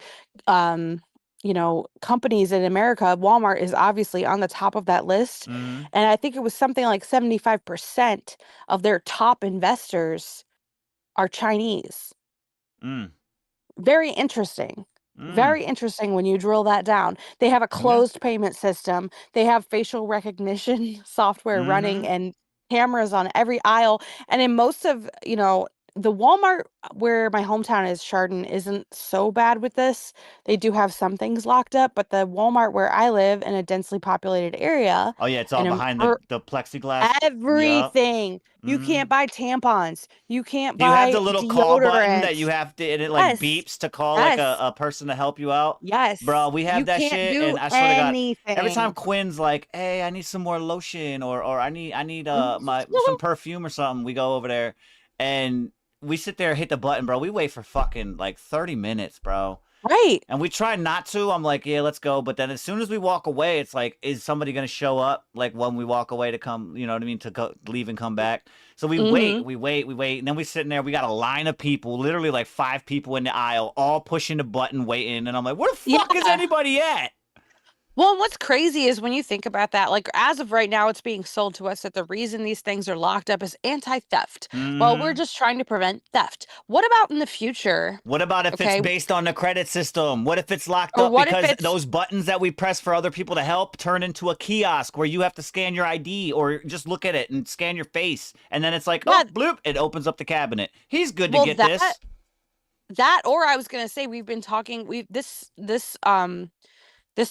subject has come up a couple of times where we've talked about rations. Like, what if it comes to rations and you're only allowed to buy one thing of eggs, 1 or 2 items at a time. You gotta beep it, and they're already getting you used to having to buzz a little button for someone to let you take the item, and shopping like, is now taking 3 I'm a family of 5, hours. and I can't survive off of 1 gallon of milk fucking every 2 weeks. Right. Like it doesn't but work. what a better way to enforce, rations than to have everything locked up and you have to ask for it. And you're already used to it because you got it built in your brain that it's for theft deterrent. Look, ask that question. Me and Quinn this morning at breakfast were talking, and yeah, we came to this thing. This is part of the discussion where it was something about ask a question, right? And we kind of drew off of the fact that like as kids, at least for me in my generation, right? As kids, normally when you ask somebody like a parent, a teacher, or somebody, and you ask them why, right? 90%, for me at least, 90% of the time the answer was because I said so. Because I said so, 100%. Never an actual reason. But because I said so. So I feel like that in itself, the phrase in itself is kind of congruent to the fact of getting you groomed for the sense of authority. So like when they lock it up and they don't tell you exactly, why it's locked, like why the fuck is this locked? Theft? Right. People are coming in and stealing this all the time. Like this is so popular in theft. Like you got to lock this up. Right. You know what I mean? Our Walmart, like, dude, everything, the socks, the underwear, the deodorant, the freaking pregnancy tests, or any feminine hygiene products, and eyelashes, fingernails. I mean, everything. And it's not Walmart either. Like it's not just Walmart. For us, we've seen different like dollar stores having shit locked up. We've seen pharmacies having things locked up in little spots where you have to get the person to come and get the key for it. Like a bunch of different shit in different stores. And I'm like I said, me and Quinn talked, and I again just looking at the vastness of the different variety of stores that is doing it. It's almost like it feels like a litmus test. Like let's get these guys to try this and see how they work with it. Like, if people are going to steal something, they'll steal something. I'm sorry, but if there's a wall on the thing or something, somebody's going to steal it if they want to steal it. Yeah. You know what I mean? Well, that's like even okay. So like in our Walmart, they lock everything up, and I used to be a heavy connoisseur of some fake freaking nails because I like to have long nails. Right. And they had it. It would be like locked. The little wire rack thing that you could take it off of would have a plastic lock on it, and you'd have to go get an associate to like come over and unlock it, and no one was ever working in the cosmetics department. And so I finally got to the point where I was like, fuck this, and I would just rip the top of the little cardboard thing and I would put it in my cart, and like I still paid for it. Like I would pay for it still when I went through the checkout. I just was like, I'm not gonna stand here for But 20 wait. fucking minutes and wait for Yup. someone to unlock some fake nails so I can do my nails and feel pretty for a minute, you know. And it's just crazy because like had I been in China and did that, I probably would be looked at as a fucking criminal, even though I didn't steal them. I put them in my cart and I went and I paid for them. I just Right. ripped the top off so I could get them, you know. But it's like, I mean, you're for not allowed me, doing that. look, it's the whole thing about anti-theft is cool and all, but like I thought we had that situated with the fact of, you know, the like people are I don't know if some people might not even be aware of this, but excuse me, especially a big business like Walmart, when you walk around Walmart, not every single person in there is physically shopping. Exactly. They have the undercover. There are plain clothes secret shoppers that go around, and they're basically like air marshals in the Walmart. They're plain clothes. They look like they're shopping. They walk around sometimes with carts and shit. Like me and Quinn found one, and it was crazy. Like we were shopping for my son for shoes, right? And for some reason, we kept looking up. And the one pair of shoes he seen in Walmart one day when we were walking by, he fucked with them a lot. And I'm like, you like these, man? We'll get them for you next week. No big deal. We went up, we went back there to go get them, and we kept looking up. And as we looked up, we're taking shit off the shelf. He's trying them on and shit on the little bench. And we kept looking up at the end of the aisle and seeing the same dude pass. Yup. And pass. Yeah. And pass. And I said, yo, babe, I'm like, I'm pretty sure homie is one of them secret shopper, and he's checking us out. I don't know why, but I think he's checking us out.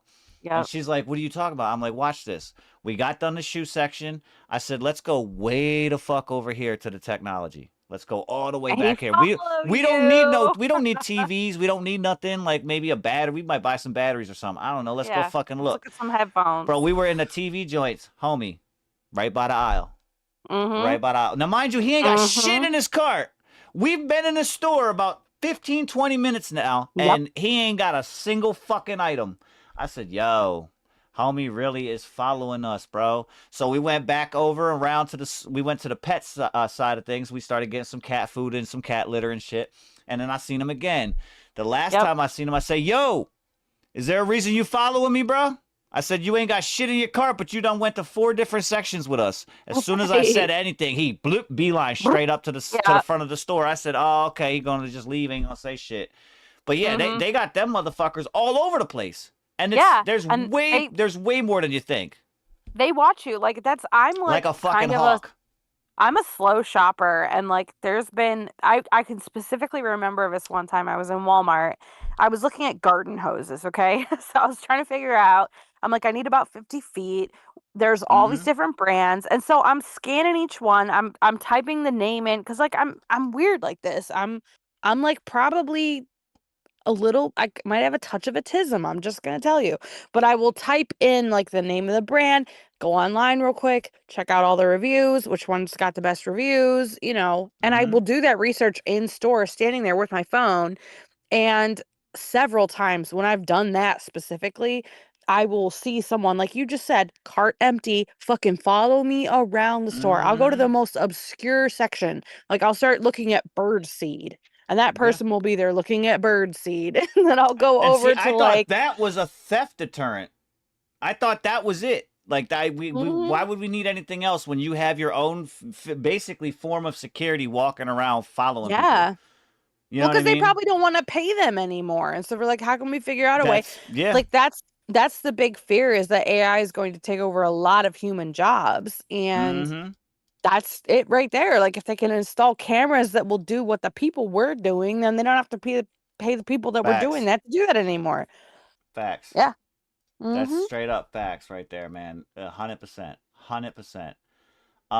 Yeah. But yeah, no, that again, to the social credit scoring that they've again been implemented in China. And it's not, again, I only use China as a reference. So for everybody out there that's like, fuck China and all that, it's not just China. I'm just saying that they were one of the first to kind of implement it and then actually use it daily. Right. There's other countries right now that have the implication of using it. They already have it implemented in spots, but it's kind of a smaller scale. China has a broader, vast variety of different cities and shit that are actually like, it's almost getting into a surveillance state at this point. Right. The entire country as a Big whole. brother. But other countries have been utilizing it. UK, Europe, all of Europe for that matter, have implications within their governments to utilize this whole system. And again, for us, like I said, for us, the way that it kind of dictates for us is the fact that, yeah, we've kind of started the implication process and have like this thing under the guise of, you know, immigration and national security.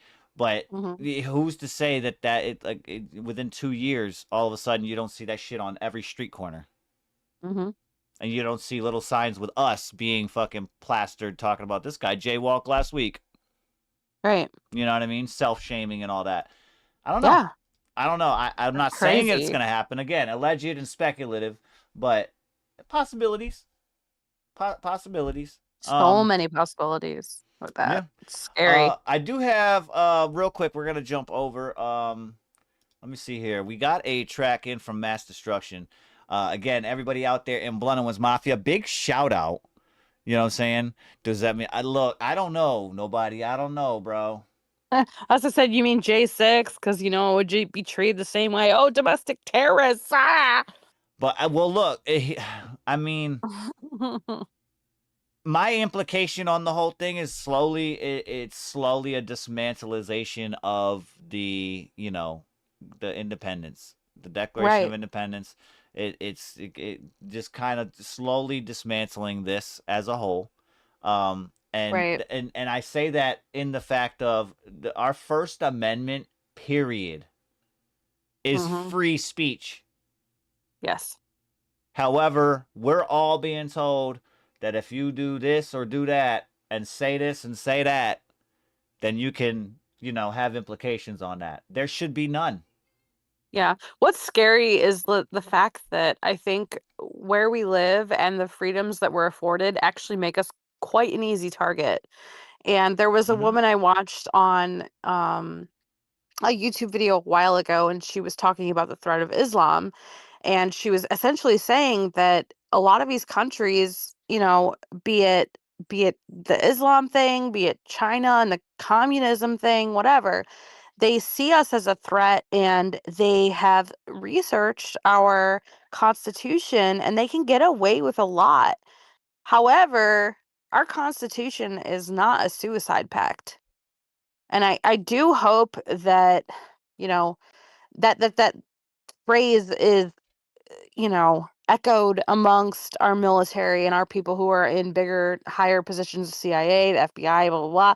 Like, I do hope that they realize that, and I do hope that they take that to heart, because, I mean, with our freedoms that we do have available to us, it does leave us open. It does leave us very open for a lot of manipulation, a lot of propaganda, especially with that act that you were talking about, Charles Mund Act. Oh, the Smith-Mund Act. Yeah. Smith-Mund, yeah. I've been talking about that for fucking years. People don't even understand the complexity of what that actually entails, and how all of this fake generated AI shit nowadays literally stems from that fucking act. It stems directly from that. So from 2012, that's where I feel like, low-key, that's where all this kind of stems from, as far as the ability to be able to do it. The ability to be able to get away with basically lying to us, and there be no implications for it. The Yes, ability for us as Americans, and not even, you know what I'm saying, in the realm of like being good at it, but just us as Americans can then make and say anything online as a propaganda speech, and it be completely untrue, but it'll still be pushed. It'll still be pushed as a true statement. Right. So it's like you see a lot of like the back and forth. Like we have the Patriot Act, which like a lot of Americans we do feel, and I agree with it, that it feels like it does really sort of limit us in our freedoms. But then at the same time, it's like, well, if we continue to be 100% totally free, we do stand the risk of allowing people into this country, allowing people to even gain citizenship through legal avenues, and then, propagating really weird like narratives and switching our thinking and affecting us. So it is kind of a catch-22, because it's like I think we all enjoy our freedoms that we have, but at the same time, it does make us kind of vulnerable. And I Yeah. think that there are plenty of countries out there that would love to take over the United States. My main concern is China. My main concern has always been China. I feel like China would 100% be down to play the long game. And just the research that I've done and the things that I've uncovered on my own, realizing that most of our top corporations are heavily invested in and controlled by China is enough to freak me out. Yeah. I mean, That's me enough. personally, I said this on the show back when it was of more relevance at that time, but the whole TikTok thing, I told you guys, I felt like it was a bartering chip. It absolutely was. I low-key had that's that at my core, I thought it was a bartering chip, because we've already been at the table with China. We've been at the table with China. You know what I'm Right. saying? At this point, and yeah, See, and that's I thought that for at me that heart, I thought it was just a bartering chip. Like if we can get, something together with this and kind of keep this together. Like, listen, you already own a bunch of stuff over here. Let us get a little cut of this one. Yeah. I mean, mentally, it doesn't make a lot of sense that there would be an entity like China out there that's obviously our direct competition that doesn't seek to destroy us. Yeah, right, I right. mean, The narrative that is the narrative is competition, but in reality, we're working with them in a lot of different avenues. You know what I'm saying? We work Mhm. with them. But see, then that almost makes me wonder, like, do we work with them to placate them so that they don't try to take us over? Right. Are they And see, that's the bargaining? question. That's one of the questions that we as a mass should be asking. Yeah. But again, our relative to each generation, don't ask questions. Right. Well, and that's the thing, like, um, It's because they said so. That's why. right. It's fucked I up. mean, China's history stretches back about 5,000 years, okay? And our history, I think we're sitting at what, like 250, something like that. It's not it is not it's not even a drop in the bucket. So, you know, it's just they can play the long game. They're totally comfortable playing the long game. There's a reason they're such an empire. There's a reason that they have such a huge military. There's a reason they have control over all of their citizens. Mm-hmm. Granted, yeah, there's like a ton of people that escape China, but that's even like Christianity. When you look at Christianity in China, um, there is an active group of Chinese Christians who, you know, worship in underground tunnels and stuff to avoid being persecuted. But their Right. Bibles in China, like if you go to China and you try to buy a Bible just off the shelf of a bookstore, you're going to hear a completely different story than you would if you read an American Bible. There's a whole story in there where it's actually one of the most prominent stories in the Bible is when Jesus saved Mary Magdalene from stoning. And in the Chinese version of the story, he actually casts the first stone and basically is like, well, you shouldn't have been a whore. And then everybody kills her and she dies. And in the Chinese book, it essentially depicts it as it's a worthy cause to go ahead and kill her because she defied the law and she wasn't a conforming citizen, and so she deserves to die. And Jesus is the first one who threw a stone at her. That's so scary because that's like the basis of Christianity, and the basis of who we believe in as a Lord and Savior is someone who takes mercy upon someone like that. And it says, ye who has not sinned, cast the first stone. But in the Chinese Bible, it's totally different. It's totally cool to kill her. That's what they do. And so ever since I heard that, I've been very, very leery of China. Not just because of that, but to me, that's terrifying. It's terrifying. I hear that. Oh man. Big shout out though to One on One's Mafia, man. Appreciate y'all hanging out with us. We got Mass Destruction coming up here, a track here on YouTube. This one is called Villains, and it's featuring Ray Spider. I believe that's how it's pronounced, Ray Spider. But it's called Villains. Heavy Hitters Elite Records. This is Mass Destruction. Let's see what he's talking about on this vibe check. Right here, let's get it. Good evening, this is Roger Mudslinger. Tonight as a public service, SOL presents Spiderweb. Mr. Breck, will you please state your full name and present address for the record, please? Speaking to the microphone. My name is Smash D, one and only, there's no copy. I kill beasts till they're deceased and there's no heartbeat. Me and Ray hunting for kills, see out the window, aiming still. I got my hands on the wheel, yeah, we for real. Man, you think this was a swap meet? We bringing out the heavy metal. Yeah, you think this was a rock beat? Can't honestly stop me. Talking shit my way, make it the last thing you say, like 10-4 on walkie-talkies. Don't work at the deli or stop and shop, see? But like the clerks that do, turn big beef into chopped meat. These zeros trying to be heroes, nigga, stop that shit. Cause you fucking with some villains that'll make you call out sick. When we roll up, bitch, someone hop out quick. Just a thought make you pussies wanna opt out quick. Too stupid to get the message, you'll get stomped out quick. We won't leave until we see that's a knockout, bitch, you dig? Mr. Breck, will you please state your full name and present address for the record, please? Speaking to the microphone. My name is... No name, no face, no case. I don't give a fuck what the judge say. I'm a villain. Bad guy to the core. I'm a dirty bastard, yeah. I give it to you raw. Sin condones, yo se lo meto sin vaselina. Rompiéndole el culo desde la cabina. Kitty pone cabrón, eres como la gallina. Puesto pa' joseo, nos vemos en la cocina. Fuck it, cooking up with his left hook. Beating niggas down every time I check crooks. Fuck it, cooking up with his left hook. Beating niggas down every time I check crooks. Fuck it, cooking up with his left hook. Beating niggas down every time I check crooks. Fuck it, cooking up with his left hook. Beating niggas down every time I check crooks. Hey, yo. Ray Spider. Mass Destruction. 508. Let's go.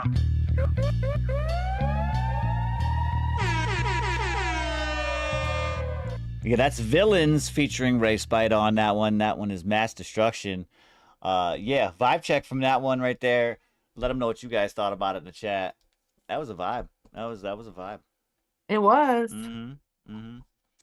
Let me look over here. Passes. Let me see. Oh, facts. All right. Okay. All right. So we're going to take a quick break, guys. I got to get the rest of this situated over here on the news end. Get your submissions in, though, for your vibe check and or drive-by review. We'll have that being played in just a little bit. We're going to take a quick break, though. We'll be right back in just a little bit, man. Appreciate y'all hanging out with us.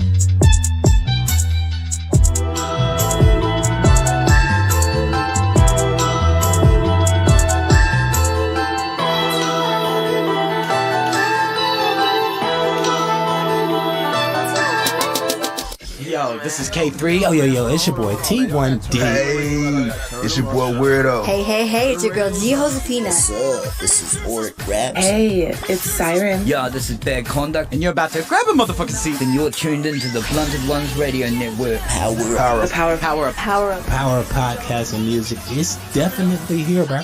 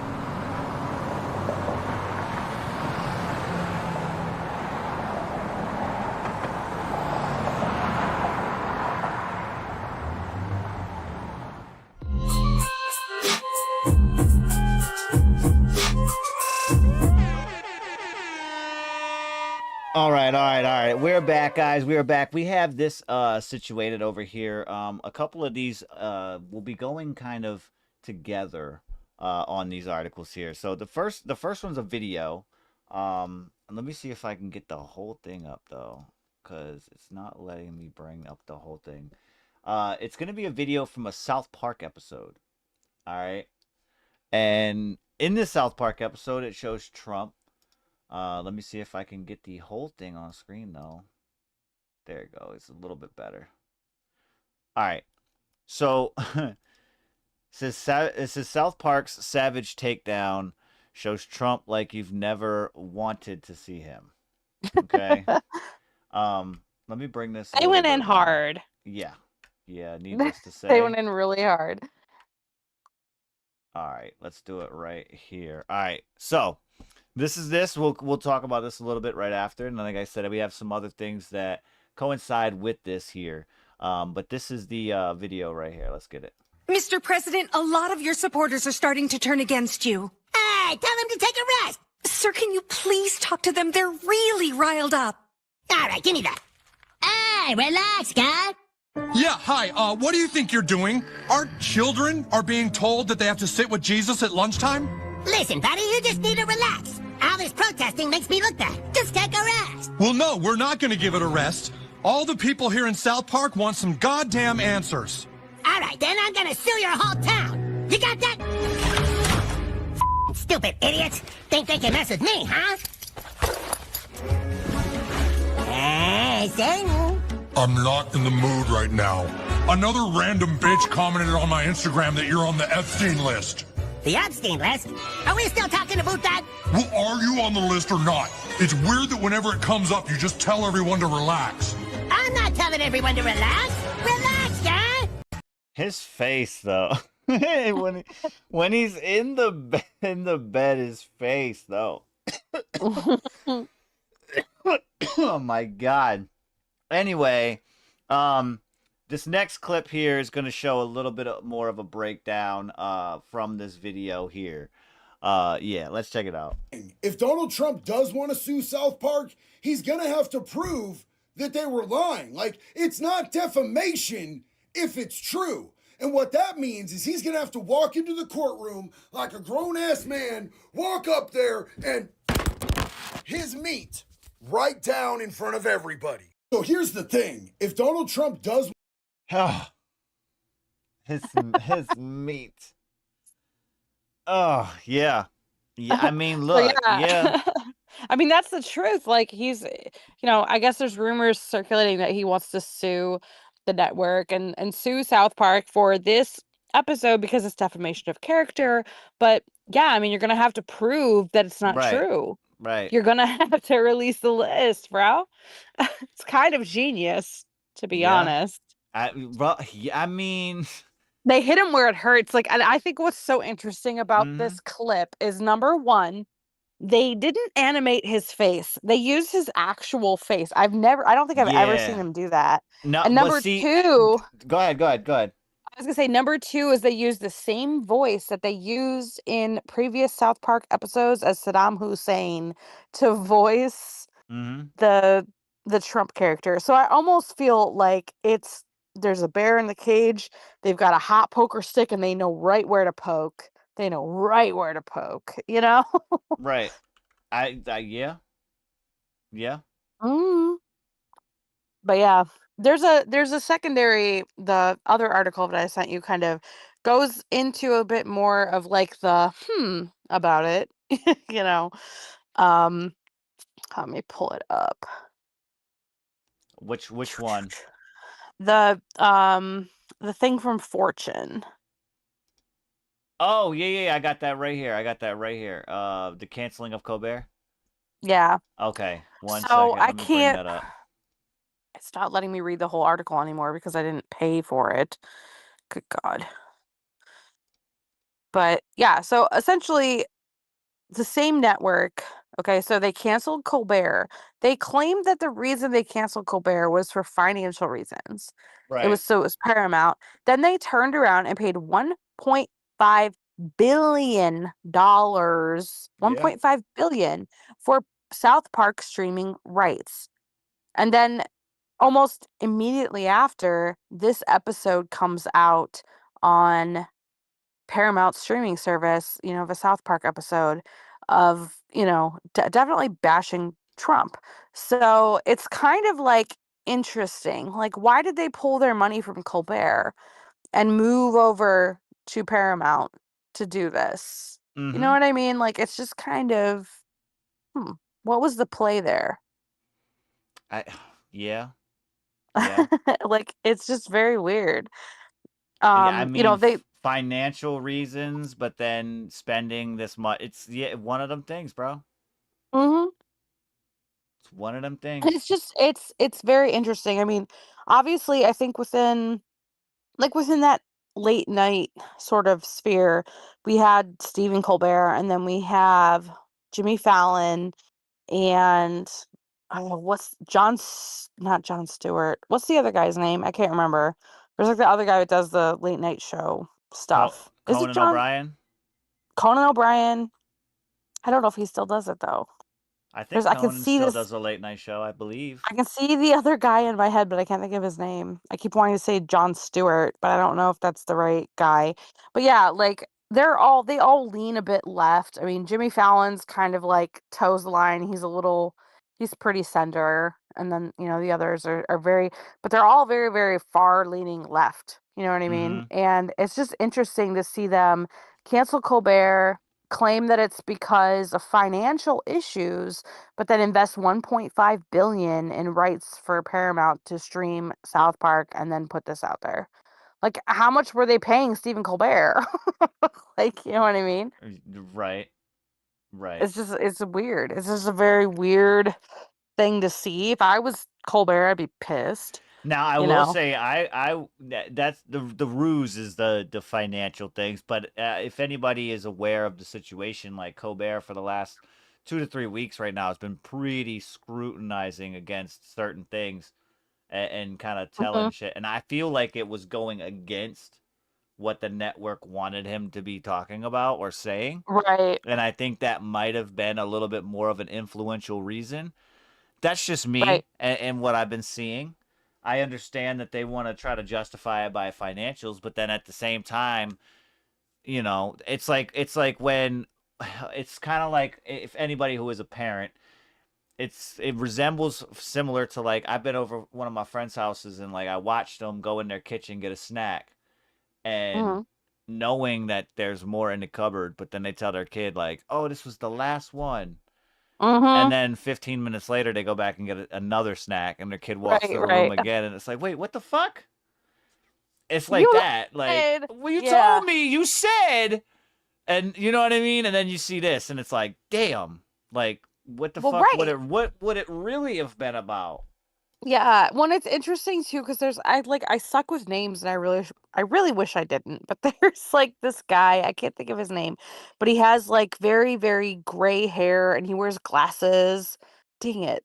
But he is like a very popular kind of like talk show host and he's forever been sort of known as like a very classic liberal, but he's been coming out a lot and like speaking sort of um not pro Trump, but a little bit anti-liberal, and it's just interesting to see the shift in that. And it makes me wonder, like, because at the end of the day that these channels, these stations, they're all about ratings. Mm-hmm. So if you can see that the majority of the United States voted for Trump, it's probably going to be in your best interest to maybe not be super heavy-handed liberal. And I almost wonder if Colbert wasn't told, all right, man, you got to stop with all the Trump bashing and you're going to have to come around a little bit and you're going to have to, is it Matthew Stewart? Is that the right person? Is it the one you're talking about? I'm trying to think. Like, hold on, I'm going to try to look that up because I'm like really not good with names. Let me Ron would know who I'm talking about, but like.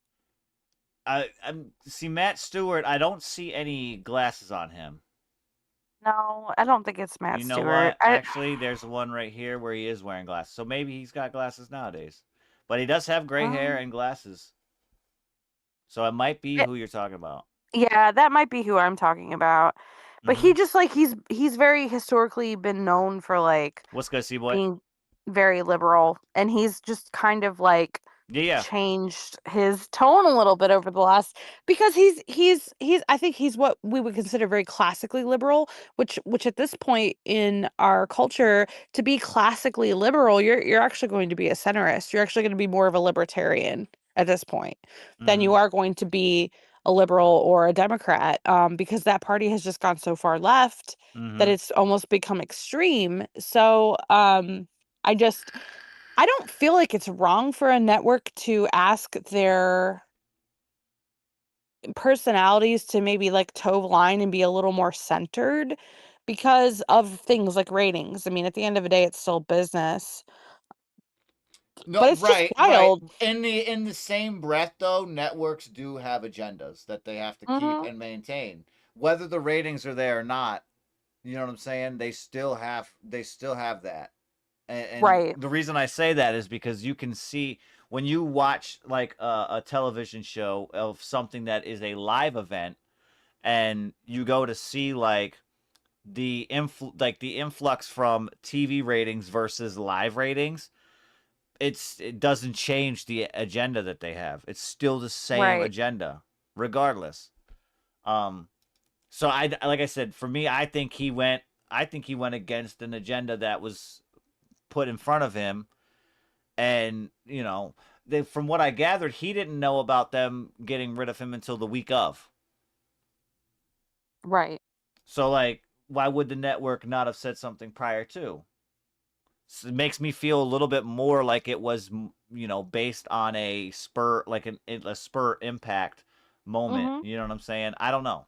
I really don't know how to explain it further. But like that, like I don't know. For me, it's weird seeing that, and then especially with this pickup after they alleged that it was a financial reason to come back with 1.5 billion spent. That's a very big. It's not like 200,000. You know what I mean? That's right. 1.5 bill would it be?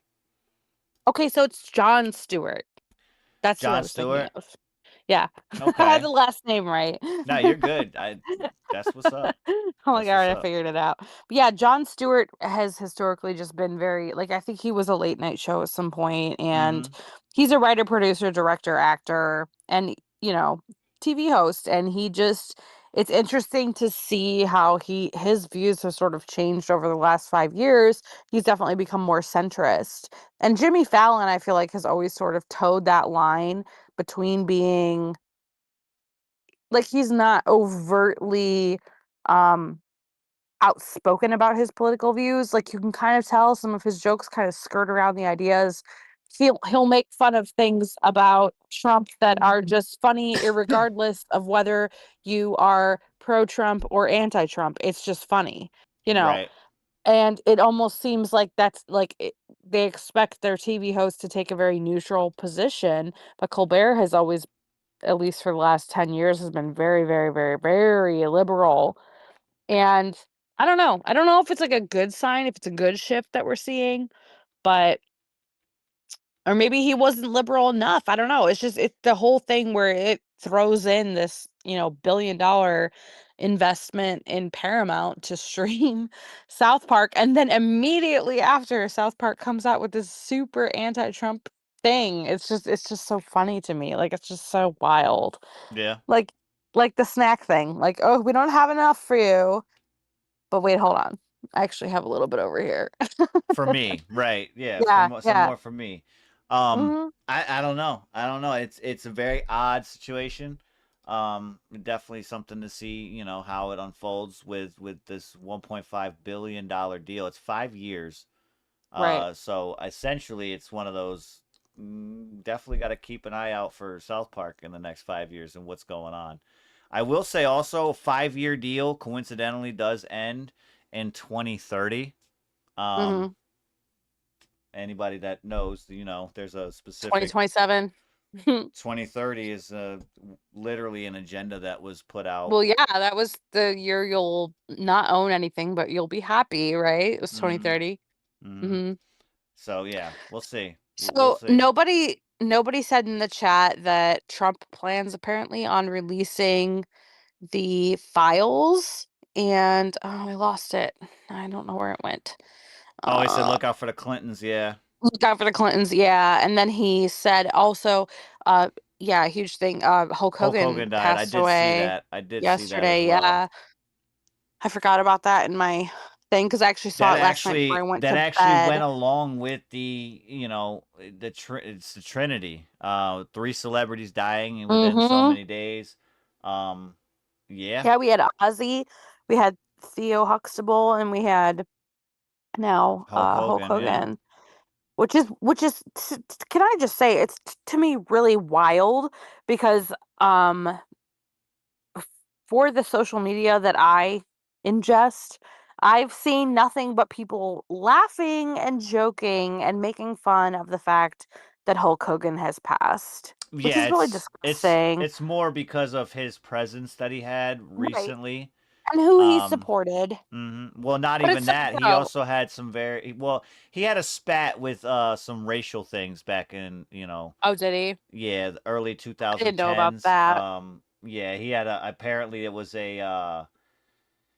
like not a secret videotape, but a secret audio file where he was Mhm. recorded talking about his daughter having a relationship with a young black man, Mhm. and some of the words and phrases he used during these spats and statements. Yeah. And then it kind of got snowballed into a whole racial thing with him. He went to like court and shit for that. On some Wow. other things, yeah, business reasons, like people were saying that he shot down business deals because of the racism. Just little things like that. Mhm. So there was a whole thing, and I get you're probably confused about the fact that people are all like downing the shit out of him, but again, that's one of the things. He ain't here to defend himself now. People are gonna Right. sit there and just barrage, Oh, yeah. all of social media with, you're gonna find a bunch of old clips from him, and then here's the kicker, kind of similar to what we were talking about earlier in the show with all the AI shit and how they can implement stuff into live. Just think about all the stuff now when somebody does pass, Well, and right, that's how what I was much just they gonna can say actually is like change and say like he yeah. was here. That person's not Right. alive anymore to say they weren't, or to say that Right. video is now fake. Now people might go throughout history in 10 years or something, 15 years, and say, well, Ozzy was doing this in 2025, when in fact he wasn't. You know what I'm saying? Yeah, it like reminds me of the quote. I think it's Benjamin Franklin. He said, "Believe half of what you see and none of what you hear." And I Mm-hmm. feel like that one just has aged so well because Right. it really is. I mean, you can't Right. think of magicians and magic shows. I mean, that's been a thing that's been going on for centuries, and they're masters of illusion. Do you think Mm-hmm. that they're the only people that take advantage of that? Especially if there's someone who could benefit financially from altering your perspective of reality. I mean, something to think about. I will hold on real quick because you just said something about magicians. Yeah. Hold on, because I want to make sure that this was true.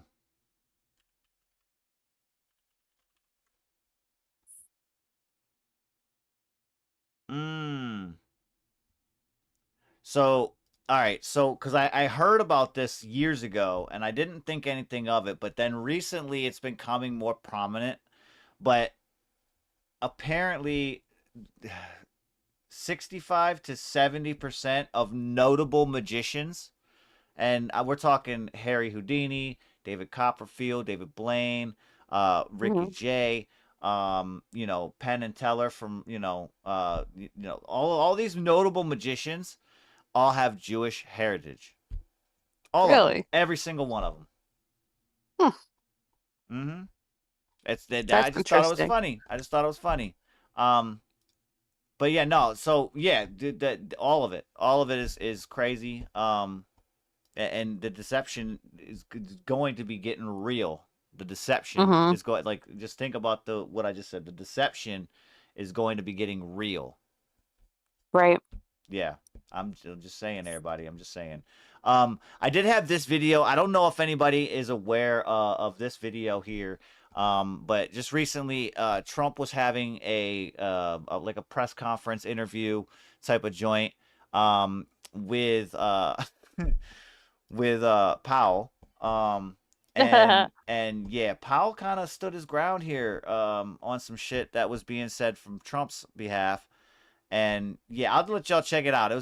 We thought it was pretty funny. Thought it was pretty funny because low key the video itself, as you can see here, the caption, it says it could literally pass from a scene of The Office. If you've seen The Office at all, with Steve Carell, then you'll know exactly what we're talking about when we say that. But just check this video out and yeah, let me know what y'all think. It went up a little bit, or a lot.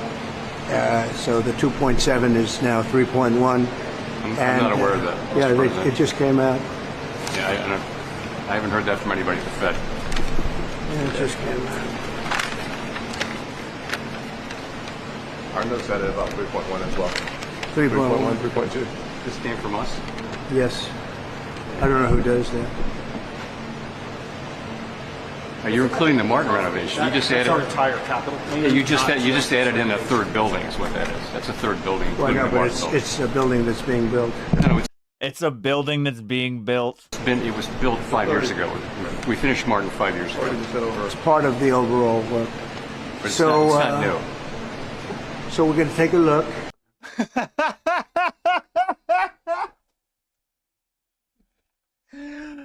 Oh my God. I'm sorry. That is, I find this hilarious. What are they talking about? Like, I don't they're talking follow. about a project right now that they're working on. And the project overall had a budget and an overall financial grasp of 2.7 billion or 2.7 million or something like that. And recently, Trump's administration has gone through and skewed the numbers, telling him that it's 3.1 million. And in fact, the guy looks at the paper, and I just thought it was funny because Trump literally goes, I don't know who did it, and then he points to the paper like, why didn't you just read it? Right. You didn't read it. You didn't look at what it said. You didn't.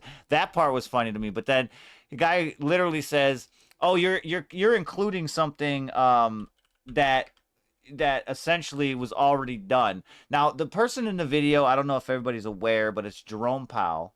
Jerome Powell is that my fault. I'm trying to figure out Where did it go here? Because I had a whole thing on him, but he is basically the he's the chair of the Federal Reserve. Okay, and he sees this and he's like, "Listen, this is something that this project here has already been done." He's basically essentially telling him like, you can't include the money from this project into this project. And then that's when Trump was like, well, it's part of the whole. Like, again, if you're not familiar with the backstory on all of this, then yeah, it might seem confusing. It is hilarious. Yeah, it's confusing to me. I don't get it. It but, is absolutely hilarious to me at this because, like I said, it's one of these things where it's like this right here should show a little bit more of a big concern at the fact of communication. Like you have. Are they requesting this money? Is that what's going on, or no? He's giving an interview on the status of the project so far. He's also giving you basically a rundown of what is to, be expected of this project financially and all of this. Then his administration adds in this whole other building that they have already built, but they're adding all of the funds and finances of that into this project here. And you could see in his face as soon as he said it, he was like, nope. He started shaking his head like, what are you talking about? And then when he looks at it, that's when he actually says like, no, this is a building that we've already done. And Trump says, well, it's a building that's being built. Like, right. But it's been built for 5 years. Oh, so it's done being built? It's been built. Oh. It just like I said, if you knew anything about this, then the construct of this conversation would be so funny to you. I'm just saying, if it's hilarious to me. Just as it stands. I unfortunately don't know enough. I don't. No, get I it. get it. I get it. I just wanted to bring this to light. About? I just wanted to bring this to light because there's been other videos also that have surfaced of Trump saying something in an interview, and literally a question comes from a reporter, and the answer from Trump is, "I don't know nothing about that." But it's literally his job to know this. Oh yeah. Do you know what I'm saying? Like it's one of them things. Like this kind of goes in. It's kind of mixed in with those other videos. But he whips the paper out and he's like, this just happened. This just happened. And I'm thinking like, okay, so this just happened. Well, yeah, you said this was just reported. The chair of the Federal Reserve, who's helping with the funding of this project, has no idea. You know the Federal what I mean? Reserve. Yeah. Has no idea. I was just like, wow. That is hilarious. That is hilarious. I got you guys on your submissions, bro. I got you guys on your submissions. We'll be getting to those in just a second.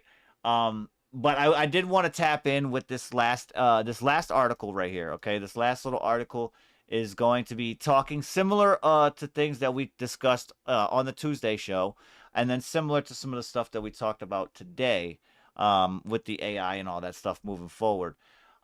People that are familiar with Google Veo, they have a Google Veo 3 now that has come out, and it's got a lot of different implications for real-time use, I feel like. This is something that you guys can kind of get your own opinion on, but it's now got image to video. Image to video. Now, me and Submob talked a little bit about this before the show. And just went over some things. For me, I feel like Google Veo is now kind of the I want to say like the advanced version. Like anybody with an iPhone, you guys have the ability to do photos, but motion photos, like the photo to video type things on your phone, where you take a picture, but it literally comes and translates out to like a 3 or 4 second video or something like that. I feel like it's similar to that, but it's a little bit more advanced. This video here, though, this guy has Google Veo 3, starts to play around with it, and just check out some of the stuff that he's able to accomplish. Again, this is more of a higher version of Google Veo that you can get out. But again, it is costly. It is costly. But yeah, check this video out. Shit, VO3 now has image to video. So I just took this image of me sitting in a chair and uploaded it to VO3. Let's see what it looks like. Wow, I can talk. I'm a real boy. That was crazy. Check out this one of a UGC creator holding an Olipop can. Wow. They really outdid themselves this time. That little at the end. I took this image from a YouTube video the other day and asked it to animate it. Check this out. You guys, this new AI tool is so insane. Like, I'm not even real. The little head tilt. I wanted to see how it would handle doing some kind of like product advertising. So I took this image of me holding this little timer that I use all day, every day. Check this out. This timer is my key to productivity. Without it, I'm completely lost. Grab your own from the link in my bio. Now this next one is really crazy to me because it's like a UGC creator or a fake one. It's an AI UGC creator. And just watch this. You guys, I don't know who needs to hear this, but it's time to upgrade your AI generation toolkit because you're still using Dolly and it's frankly embarrassing. Because look at me, I'm moving naturally, I'm speaking, and I look like authentic UGC. I literally say this every week, but we're cooked. Her face kind of looks like, squished. would you use it? Let me know in the comments. Yeah, look. Or maybe that's just the way that it's showing on the thing. Possibly. This is what we were discussing, and I think nobody, if I'm not mistaken, brought this up in the chat on Tuesday. Yes. This is something that this is actually something that the show uses. We don't use the crazy advanced version of this, as it is very financially fucking pocket dwelling, but we do use a version of Google Veo, and similar to actually the co-host promo video that's being used with Google Veo. Now again, you see the difference that the advanced version has, and the things that it can do. Now again, this is something that we see similar already in social media, with posts of such and such celebrities saying certain things, but yet it's not them saying it at all. You know what I'm saying? It's just a video rendered to have them say that. You know what I mean? Yeah. Yes, nobody. Yeah, it's super easy to manipulate. Right. And again, the versions that we have are super intuitive. Super intuitive, something easier for you to learn, and be able to implicate and utilize. Now, I would go as far as saying that maybe the video that we've seen, that came from, a certain person's post, that might have been utilized through that engine. I don't know. I don't know, but I can tell you this: I don't think he did it on his phone. I think he might have had that video of a certain person getting arrested. I think they had that made somewhere else, but I believe it was something that kind of runs off of that system to what we have here as the public. Oh, you're talking about like the Obama and Trump? Yep. Trump, yeah, okay. Mm-hmm. Yep, where he had him getting arrested and all that. Now, the other thing is in the same similarities, like, wouldn't it be a little bit hypocritical of him to post that video and then say he's going to sue South Park? Yeah, absolutely. I'm just saying. Yeah, they literally just had a picture of his head that was like opening and closing. Mm-hmm. The thing I didn't get, okay, tell me if I'm wild or if this is just like, maybe I'm not remembering South Park lore correctly, but right. I know that they always used to do like I can't remember their names. There was like Timmy and Tommy or something like that. They were the Canadian twins. Do you know what I'm talking about? I want to say I do. As far as the names, though, I don't know if the names are Or maybe right. it was like Pierre, and I can't remember. But the thing that was always weird about their animation was that the Canadian twins, Terrence and it was all. Phillip. Yes, thank you, Terrence and Phillip. Yes. They always, because they did shut your fucking face, motherfucker. Right? Yes. That was them. Yeah. So they always had their faces like cut in half, Yep. completely across, and none of the other characters in South Park did that. But it was just like because they were Canadian. And what's weird to me is that Trump in this episode, they have his face. He also says you know, A. Or I know he says a boot. He Yes. says a boot. Boot. Yeah, like they're trying to hint towards the fact that he's Canadian or something because like they have his face completely cut with the animation, and then they have him say a boot. So I don't understand that joke if I'm supposed to, but like, what? You know what I mean? Well, I he found did. that He really did weird. recently. Well, if his administration did recently have that issue where they did the ban on trade with Canada, the Canadian trade talks got ceased. So I Right. don't know if there's a conflict within that they were kind of hinting at. Maybe Something. I don't know. I don't know. It's that he's like a Canadian whore. I mean, I don't know. That part I don't know. I know what you're talking about. See, I know. I actually and I like get as it. I get the somebody who's reference, watched.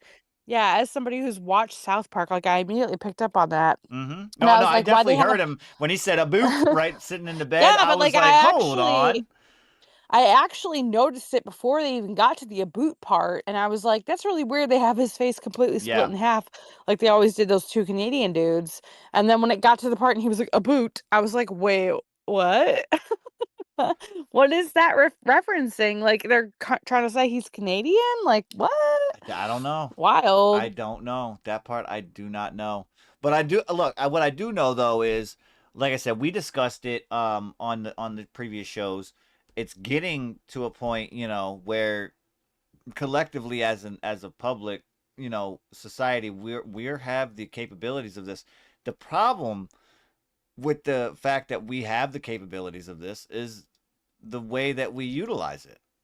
Like a lot of people are assuming when we get these, it's AI is a tool. That's supposed to be the forefront of what it is. Well, that's what it's supposed to be, yeah. Right, but that's not always the jurisdiction of what people use it for. You know what I'm saying? Right.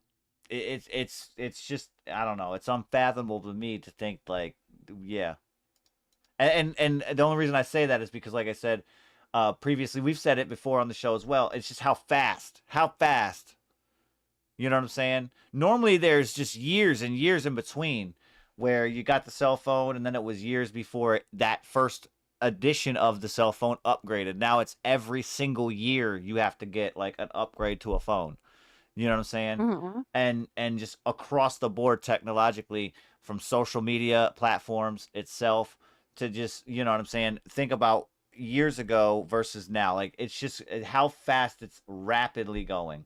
And this part here is kind of what I think is the implication of this quote unquote digital pandemic that they're kind of looking at and calling for. Just the spread of how fast this is going and the spread of how fast people are able to get, not only get it, but also utilize it on a daily basis. Right. It's that part is the one that's scary. You know what I mean? That's the part to really look at as a whole. Well, and like, what's it going to be used in the future to make us think or believe? There's so many. Like, someone could take they could take a video of the sky and be like, "Oh, look at the way these clouds are formating," and it might not be real, but we're gonna look at it and be like, "Wait." I just feel like it's really playing into that whole agenda of control, which really just makes us question. I mean, I think that esoterically you could always argue that truth has been not something that's actually able to be reached. What is truth? What is true? But in this facet, it's like it's going to be very easy just by having several videos or instances where this makes us question reality. Like we're literally going to get to a point where we won't believe anything that we see, Mm-mm. and we will have no idea what's real. It's literally going to make us all question reality, which to me kind of plays into the whole narrative of what a controlling sociopath, psychopath does. They gaslight you. They make you question your own reality, right? So Mhm. they might abuse you over and over again, and then they'll make you believe that you caused that abuse or you aren't remembering things correctly. But when you look at Mandela effect, when you look at how easy it is to make people question, wait, was that actually real? You're talking about a global pandemic of Right. people questioning reality. No, yeah, That's and see, listen, terrifying. this is what 'cause something that I was thinking of is the fact that on that fabric of thought, right? Questioning Right. everything. It kind of plays into, you know, you have to see it to believe it. And here's the Mhm. problem. If you're, say, on the East Coast of the United States, you can't really see it if it's happening on the West Coast Right. unless you see something that somebody posted. Right. But at that point in time, who's to say that that post is real? Who's to say that the news, for that matter, Yeah. is real? Um, It's almost like it makes me feel like they realized at some point, like, we've given the people too much control because they all have phones and they all have videos and they can record anything. What do we do to circumvent that? Well, we make it so that nobody believes. And if you think about it, if it really got to the point where you could only believe what you saw in real life with your own eyes, you couldn't believe anything that you see online. And right. online, the internet has historically been our place to exercise our First Amendment, to exercise, you know, showing what we believe, is proof of wrongdoing, or Mhm. or look at this evidence I've collected. Da, da, da. But if they make it so that we can't believe it anymore, Right. that's gonna push us all to the point where we got to talk to our neighbors about this, and we gotta.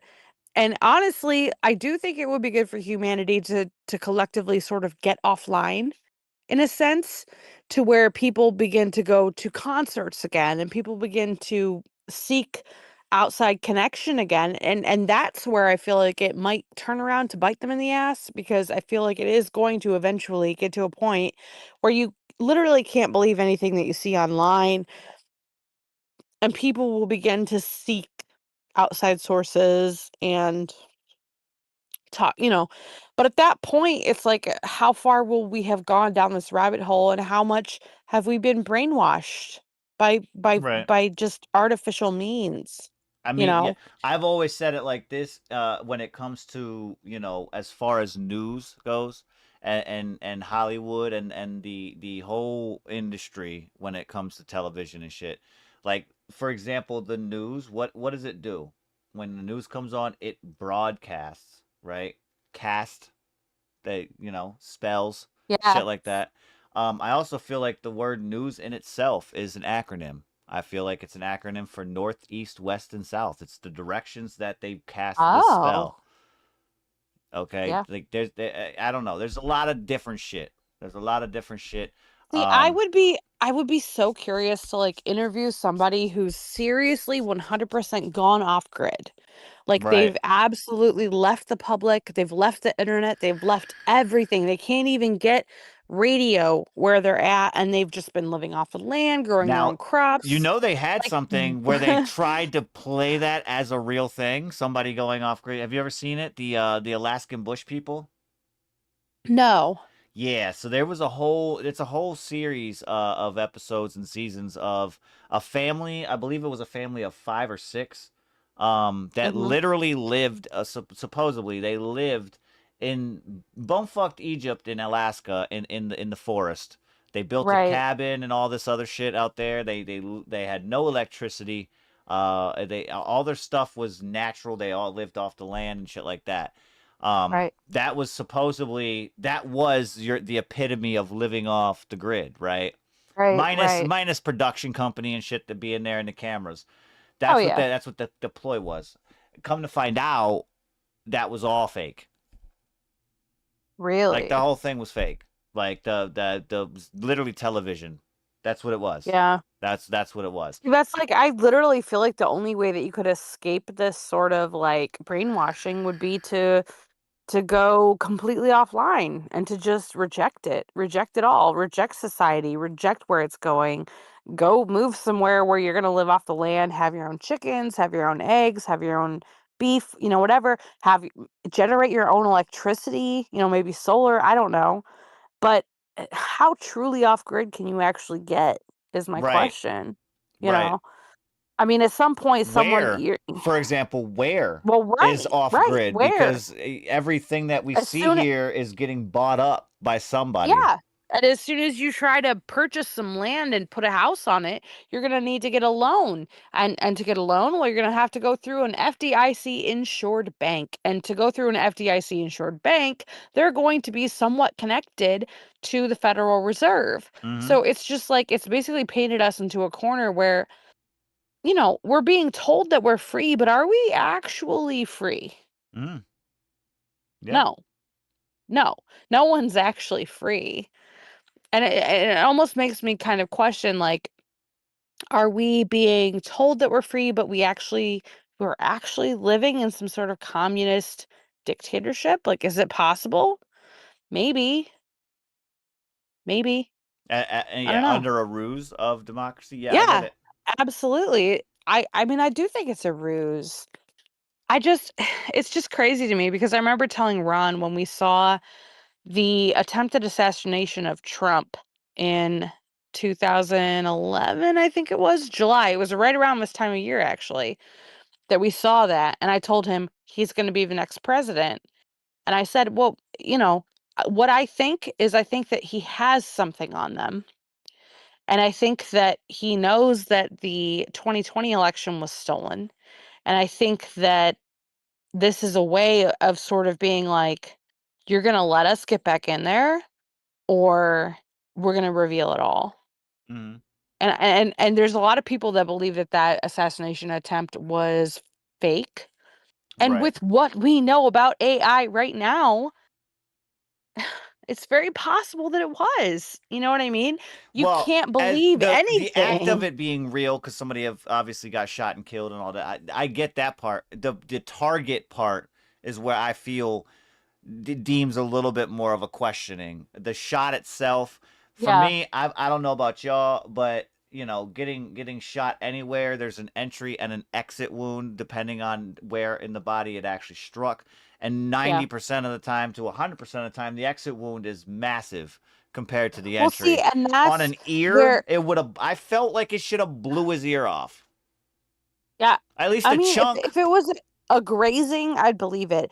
My thought process on that whole thing was that the guy that was killed was the actual target.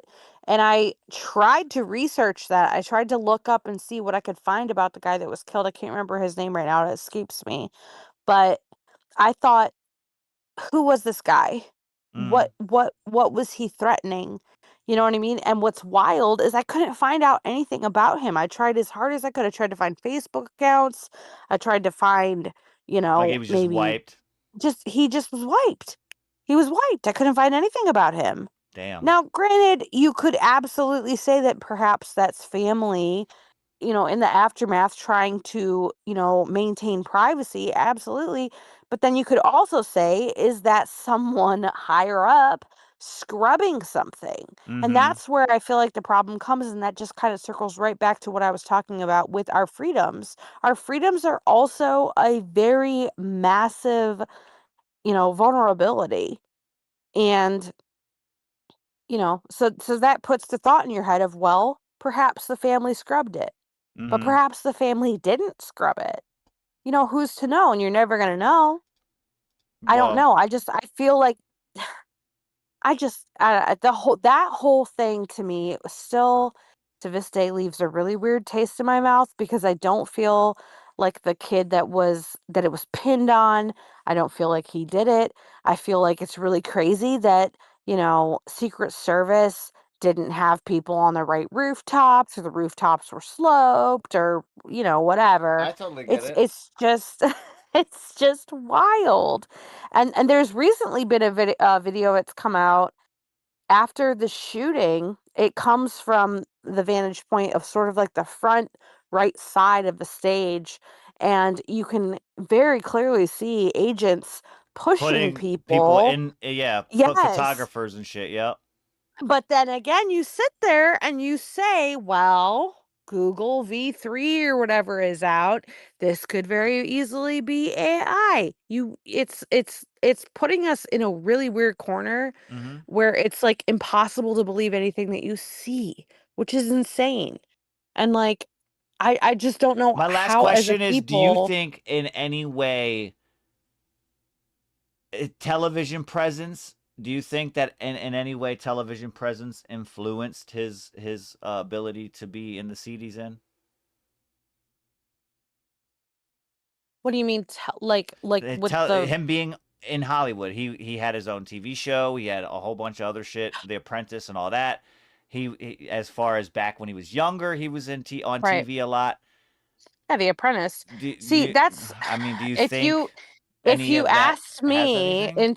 if you asked me in 2016, I would have 100% said yes, absolutely. That he is just a celebrity and people like him, and that's why he got voted Well, into that. Now, if you I'm saying the experience of acting. of acting, right? Well, that would have been my stance back then. But see, at this point in time, I'm like, I don't really know. Like, I feel like he's been businessman, and maybe, and Mm-hmm. I'm speaking from the perspective of someone who in 2016 I didn't vote because I thought that both candidates were awful. But if I would have been forced to vote, like at gunpoint, I probably would have voted. I'm so sorry to say this, but I would have voted for Hillary. I was very, very Democrat. Mm-hmm. And now to this day age, again, election of, last year, again, I didn't vote because I don't believe in the Electoral College, so I don't vote. Mm-hmm. But I would have voted for Trump. So I don't know. I'm like, am I a product of brainwashing? Perhaps. I don't know. Mm-hmm. I just don't trust what information I'm being given, and that's another reason why I don't vote, because I just don't trust. I don't know any of these people personally, right? Right. I've Right. never had a sit down conversation with Donald Trump. I've never had a Touche. sit down conversation with, Kamala Harris. And I read people. That's kind of my thing that I do, and I've never been able to read either of them. I couldn't stand Kamala Harris. I felt like she spat a lot of word salad, but it's really crazy to me that in the past, 15 years of being, well, let's see, I'm 38, so Mm-hmm. 20 years. 20 years of being voting age. The only time I ever voted was for Obama for his second term, and then I haven't voted since then. And I just don't. I voted in a primary election for Bernie Sanders in, like, I think that was 2016. Mm-hmm. But since then I haven't voted because I just don't trust my own instincts. Like, I just don't trust what I'm seeing, what I'm hearing, and I just don't feel like at the end of the day, it's like I want to not have What's to good, G wash my Money? hands of any blood. Like, I Right. just don't want to be involved in it because to me it just feels way too contrived. It feels way too controlled, and I feel like I kind of see it for what it is, and I don't believe that it's actually accurate. I don't believe that my vote actually counts, even though people say up and down that it does, Mm-hmm. but I just don't believe that. So, Did you see yeah, the I mean, video of Trump saying something about for the people to get out, the people to get out and vote, and then he mentioned right after that we just need you to get out and vote. Well, only this one time. Only this one time. We'll have it taken care of. To where you won't have to vote anymore. oh, that's And creepy. basically, like, in essence, like, without saying it, saying that it's rigged. Right. You know what I'm saying? I've always believed that it's rigged. Well, yes, but I'm saying blatantly coming out to say something like that is Yeah. that's a little wild. It's wild. It is wild. I mean, You the know what I whole mean? process is wild. it's like, in all honesty, I almost feel like I would, and this sounds crazy, but I almost feel like I would feel more comfortable under a monarchy because it's just like it's been values passed down generation to generation, da da da. Like, I don't know. It just, to me, I don't trust any of it. I've never trusted anything that I've seen, heard, you know. Um Mm-hmm. the only reason that I probably would have voted for Trump this past election season would have been because personally, even though I absolutely hated the fact that he won the presidency, I cried when he won. I did see more money in my paycheck, and I did see a bigger tax return. And Mm-hmm. so for me personally, my life was a little bit better under Trump than it was, under Biden or whoever else. But that's it, you know. And that's sad, but that's how personal it gets, you Yeah. know. I don't know, man. I just feel like we as Americans are collectively being hurted and our eyes are closed.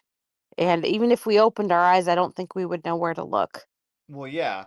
For me, just the fact that it was stated as far as what was said, again, not straight up saying rigged, but essentially saying that it's rigged. That alone in itself kind of gives me the like, okay, so it's not the quote unquote president running the show; it's Congress. Mhm. Right. It at the bottom of every barrel, it's Congress that gets to say. You know what I'm saying? Right. Um, Well, and that's the say, like, too, this election, I mean, we saw Trump won by a landslide, let's be honest. The House and the Senate both experienced a red wave, but we're still not really seeing that much being done. And you would think right. that with that much power and that much authority and the precedent to deliver on what you said you were going to deliver on. Like, I, at this point for me, literally, like, I have not been too upset with Trump. I've been supportive of him up until it came to this Epstein files list. And the Right. fact that he literally sat there and said, "Oh, we're still talking about this guy." Excuse me? You ran. You ran on this guy. You ran on releasing this list. You ran on draining the swamp for how many years? Mm-hmm. But you're going to sit there and say, "Oh, this guy." Bro, It's fuck off boring. then. It's You boring. we your name is in that list. And I'm sorry, but I could have a lot more respect for the guy if his name is in that list and he still releases it and ends up impeached or ends up out of office, because then I would believe that truly his intention is to reveal all and to actually be for the American people. But the Mm-hmm. fact that he will sit there and be like, "Oh, you're still talking about him?" Bro, did you just seriously trick all of us? Really? Well, yeah. Really? I mean, Well, yeah. It's garbage, you know. And then that just kind of, it has a domino effect to where I start to think, okay, well, maybe this stuff that people are saying about ICE and maybe this shit that they're talking about where, American citizens are possibly being targeted, maybe, it's literally, it's like it's pushing me back to where I thought, 10 years ago. mm-hmm. Maybe you are evil. Maybe you are racist. I don't really know, because now I don't trust you because you said you were going to release this list. And now all of a sudden you're saying that it doesn't exist. And are we still talking about him? Right. You say it doesn't exist even after the fact that it was publicly said that the list was sitting on a desk, meaning that there was a physical thing Mm-hmm. that was real. You know what I'm saying? And then you're gonna sit there and turn around and be like, it never existed. Pam, What did she Pam have on her desk Bondi. then? A fucking Yeah, shopping yeah, list? What was right. this? Pam Bondi said it was sitting on her desk. Now, she wouldn't even say that it was sitting on her desk had she not read it. Like, are you kidding me? Right. If you suddenly get like a freaking email from, someone you haven't heard from in a million years and it's like juicy as shit, you're gonna read it. You're not just gonna be like, "Oh, it's sitting in my inbox. I haven't gotten around to it yet." Like, no, you're gonna read that shit. Like, Mm-hmm. please. She read it and she saw something she didn't like. And Mm-hmm. that's why she said, "Well, it's sitting on my desk, aka it is in limbo because it implicates a lot of people that we don't want implicated. And I need to run this through the higher ups before I can actually release it to you. Shit. I was brainwashed. I was tricked, just like all you. That's how I read that. I mean, I don't know how else to read that. It's on my desk. You're not getting to that? Right. She said we have to review it. She says we have to review it in her statement. Now, the problem that I have is like, what does the review process actually mean? Is it a review as in going over the whole thing and just kind of looking at the information? Or is it reviewing it as far as seeing certain names and trying to explicitly get rid of those off those or expunge those from the list to where we don't see them when if it does get released? Because shortly after this review process, all of a sudden it doesn't exist now.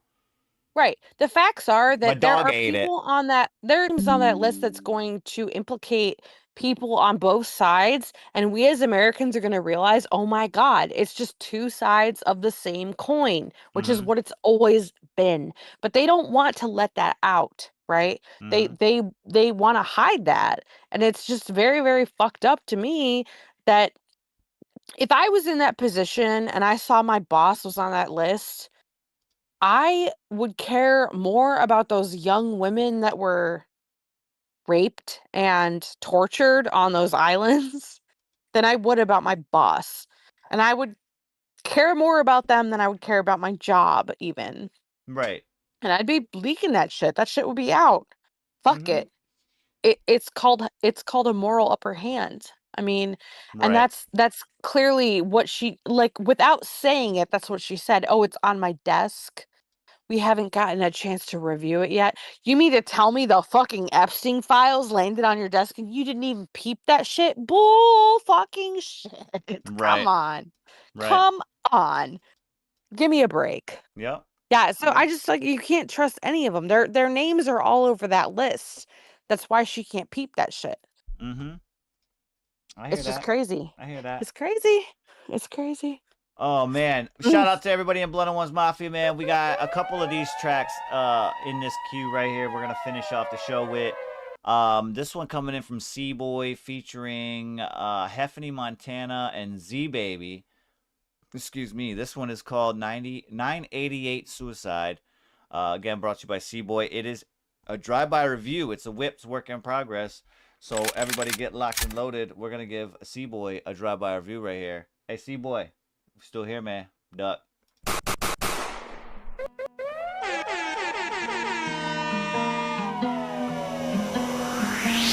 Suicide, stepping to me is just suicide. You're not on my level, just move aside. When I get on the mic, it's a homicide. It's a murder scene. Suicide, stepping to me is just suicide. If you throw down on the game, you get crucified. When I get on the mic, it's a homicide. It's a murder scene. Suicide, stepping to me is just suicide. You're not on my level, just move aside. When I get on the mic, it's a homicide. It's a murder scene. Suicide, stepping to me is just suicide. If you throw down on the game, you get crucified. When I get on the mic, it's a homicide. It's a murder scene.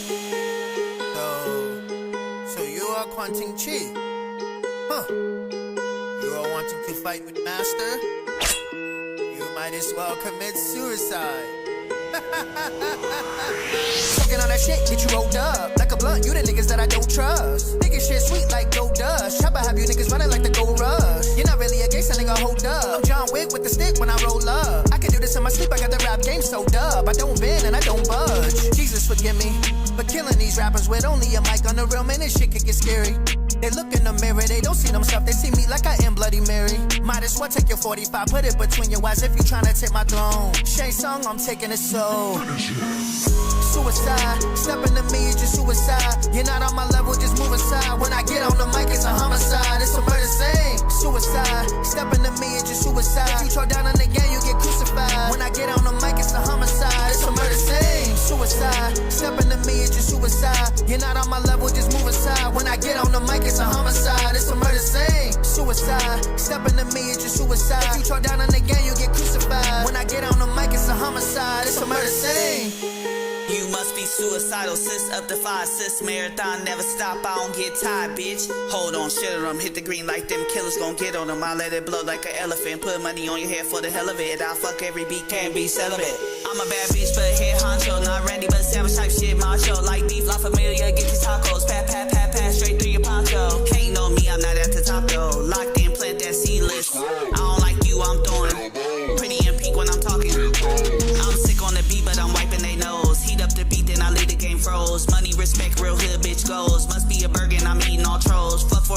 I'm not one of those. I'm making paper even when I scroll. Baby, I'm a star, this the heifer show. If you gon' put that thing out, better blow. Suicide, stepping to me, it's just suicide. You're not on my level, just move aside. When I get on the mic, it's a homicide. It's a murder scene. Suicide, stepping to me, it's just suicide. If you throw down on the game, you get crucified. When I get on the mic, it's a homicide. It's a murder scene. Suicide, stepping to me, it's just suicide. You're not on my level, just move aside. When I get on the mic, it's a homicide. It's a murder scene. Suicide, stepping to me, it's just suicide. If you throw down on the game, you get crucified. When I get on the mic, it's a homicide. It's a murder scene. Damn, you must not know. See, baby, one of the ones. See, boy, one of the ones. Big heifer, one of the ones. Enough to make a nigga super. Can't even say it.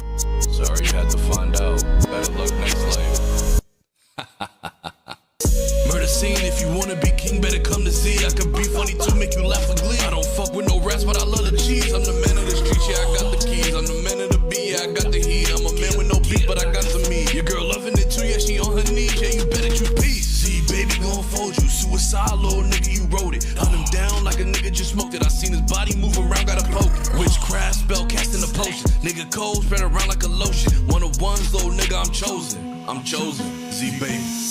Suicide, stepping to me, it's just suicide. You're not on my level, just move aside. When I get on the mic, it's a homicide. It's a murder scene. Suicide, stepping to me, it's just suicide. If you throw down on the game, you get crucified. When I get on the mic, it's a homicide. It's a murder scene. Suicide, stepping to me, it's just suicide. You're not on my level, just move aside. When I get on the mic, it's a homicide. It's a murder scene. Suicide, stepping to me, it's just suicide. If you throw down on the game, you get crucified. When I get on the mic, it's a homicide. It's a murder scene.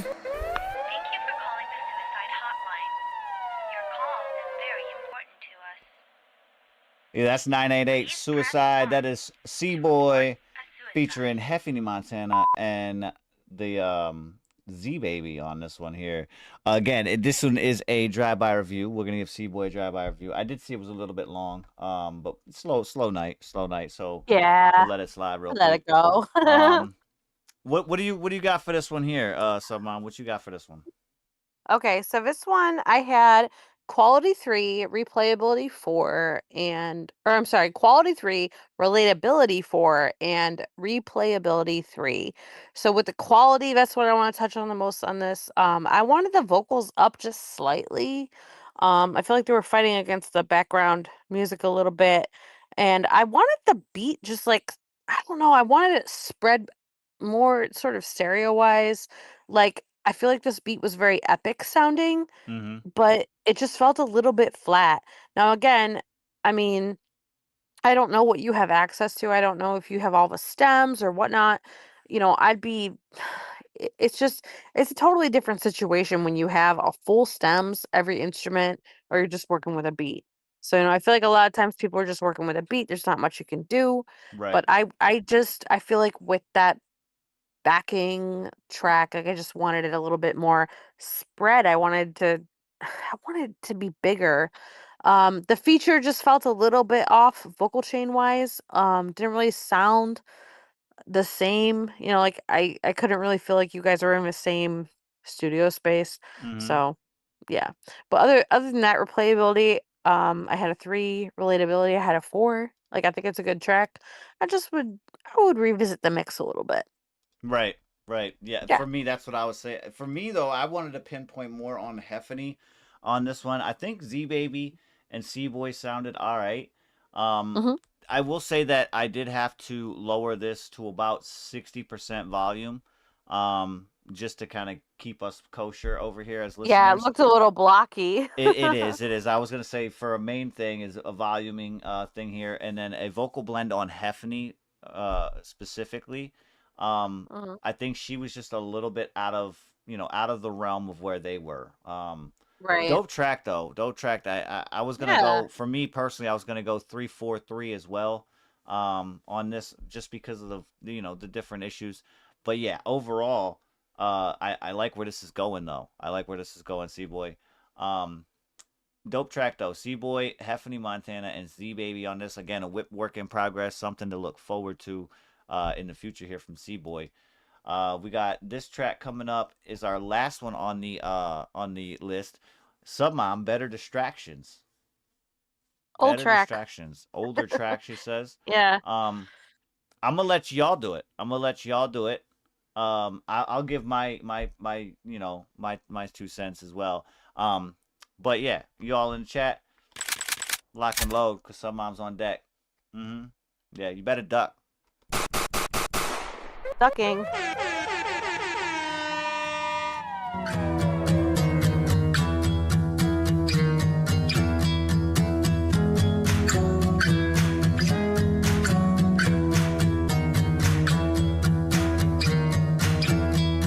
Snow's falling down on the weekend in April. We all laughed at the irony and the fools we were. Ain't it funny how nothing's really changed at all? The lines between humor and tragedy have all been blurred. Oh, we were all looking for stronger attractions. But little did we know they were just better distractions. I'm becoming who we were supposed to be. While I was looking for you, I lost all sight of me.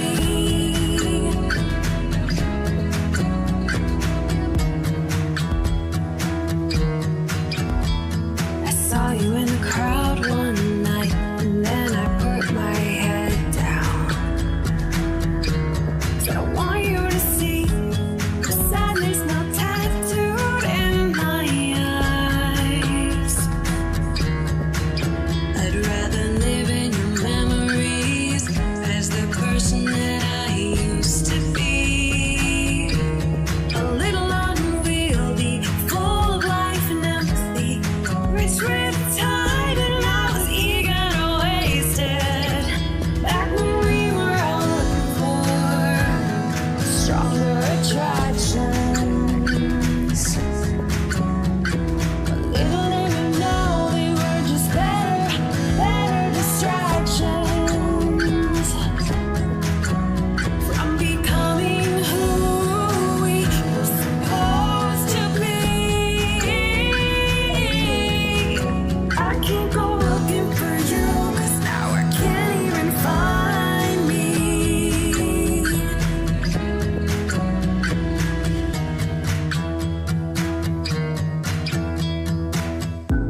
This isn't what we bargained for. We all need more. We all need more. This isn't what we bargained for. We all need more. We all need more. This isn't what we bargained for. We need more.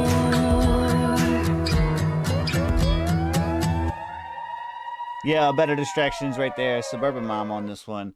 Whip work in progress. For me, hey, listen, for me, I'm gonna just come right out. I'm at a 4s across the board. I think All right. it's a voluming issue. That's what you have here. Mhm. The mix, it sounds good. There's just issues with the voluming overall throughout the whole thing. Yeah, you can see some similar to a cheese, but it's not quite a cheese block. Yeah, It does it's have a little bit of artifacting. yeah, it does have a little bit of peaks and valleys, but yeah, just I think of overall vocal blend volume wise on this is what this is needing. That's pretty much it for me.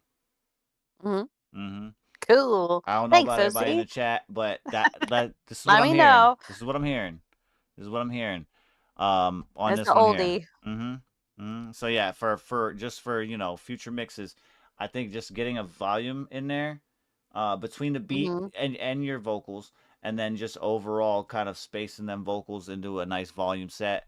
That's what it's missing. Just so certain parts where the modulation was on them, it sounded a little bit lower. I would like those to come up a little Right. bit more, and then everything else to come down a little bit, and kind of meet, and everybody can just meet in the middle. You know what I mean? Yeah, like it almost sounded like there was like weird ducking happening, Mm-hmm. probably Mm-hmm. from the master. Mm-hmm. So yeah, Yeah. I would agree. Yeah. I would agree. That's what I got. That's what I got. Hey, look, check it out, everybody. Tournament time, Sunday. Yep, tournament time Sunday, 7 p.m. We're gonna be out here. It's tourney time downtown on Blunt Ones Radio Network. We have 8 participants, 8 contenders in this bracket. Yeah, they're gonna they're gonna fight for a chance and vow to try to get this Song of the Month win for the month of July and get their name etched into the December bracket. I'm just saying. We got 6 already in there. We're looking for a 7th. And then next month, we have a lot of shit popping off, especially with the extra week that we have. The extra Sunday is going to help implement a couple more spots. So we'll have 10 spots next month in the Song of the Month tournament. So, yeah, definitely be tapping in the month of August. But to finalize the month of July, we have ourselves a tournament. I'm going to list off the participants for this month, not in any particular order, so don't try to do your little thingies out there on getting shit done. But we do have Game from Koopa, For My Olskis by Hype Man, Man of the Year by Seaboy, Let It Rain by Submom, My Heart Remembers by Josefina, Want My Life by Blue, John Wick by Seaboy, and Pain in My Soul by Sincere Music. Yeah, those are the contenders for this month. Those are the ones that came through the month of July, won Song of the Month or Song of the Night throughout July, and locked themselves in for Song of the Month. Hey, big things coming Sunday. I'm just saying. Yeah. Y'all better be ready. And if you don't, tell somebody about us. Have them come through and be ready for you. Cause yeah, it's gonna be crazy out here. A whole new display coming up this week. On Song of the Month as well, so we'll see that. The bracket is new to some that haven't seen it. We just implemented it, I believe, last month. We're gonna start sticking to that bracket. So if you come through this month and haven't seen it yet, you're gonna see it. It's gonna be a newer bracket style that we got going, but nonetheless, we got the seeding done. We got the matchups finalized and made, and yeah, shit's about to go crazy on Sunday. We also got the breakdown video. I'm going to play that here at the end of the show so you guys can see what the month of August has in store. And then also Ladies Night coming next month. The form for that will be up on August 1st. All right, on August 1st. I believe that's going to be right after. I'm going to publish that, I believe, either before. I might do it before the show starts on Tuesday because I think the 1st is a Tuesday, if I'm not mistaken. Yeah. No, the 1st is a Friday. Oh shit. So it'll be before the Friday episode. I'll have that situated for everybody, and we can start getting submissions in. Other than that, what you got, Submom, man? It's a great night. Talked about a lot of shit. Got a lot of shit out there. You know what I mean? Just a reminder that we are looking for a 3rd co-host. So if you guys are part of a Discord server, head into the channel that is the show schedule channel. You'll find the link there for the application. If you think that you can hack it up here, go ahead and fill that out. And then we will go through every application that we get. We're going to give you guys a live sort of tryout on a Tuesday up here. So we can kind of just vibe with you and see how well you fit. And then we're going to leave it up to our community to give us some feedback on who they think is the best fit for the position. And the ultimate decision will be up to me and OC. But we hope to get some more people sort of vibing. If you go back up in the chat, I did post the link there for the application and the link for the Discord. Most of you are joined up in the Discord, but if you're not, make sure that you do that. And yeah, we're looking forward to hearing from you guys and kind of seeing who vibes with us up here because we need another person, So yeah, give it a go. The trifecta up here is what we're looking for. Yeah. It's still a mystery as to who it will be. Still a mystery. We do have all right, I did want to actually announce this. We did have a rescheduling of our on the record guest for this upcoming week. They had some implications with some family issues going on. That's fair. And yeah, so we're gonna have they gave me the heads up and let me know what's going on earlier today. So I got that situated and worked out. We're gonna give them a chance to get a reschedule in. So On the Record coming up this week is gonna be postponed until a further date, but we will, implement our normal corner convo going up next week. We also have in the week after the next Tuesday, we have Siren going to be joining up. She is actually going to be one of the first in this Tuesday tryout thing up here as a co-host. So, be sure to tune in for that and let us know what you guys think. We have other ones that we're going to be going through the interview process right now. And I did see somebody, or is somebody or nobody? It was somebody. Nobody. Yeah, he did express an interest, so I told him to fill out the application, and we'll see what's up. we have over a handful of applications going through right now, and if you are interested, slide through and let us know about it.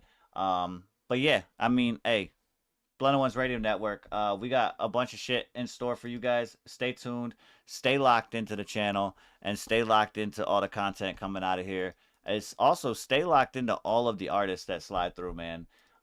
Whether it be on YouTube, Spotify, or Apple Music or BandLab, tap in with these guys and girls and definitely see what's up. See what's up with their content. Yeah. See the growth that they're going through, as well as an underground artist similar to yourself, if you are one.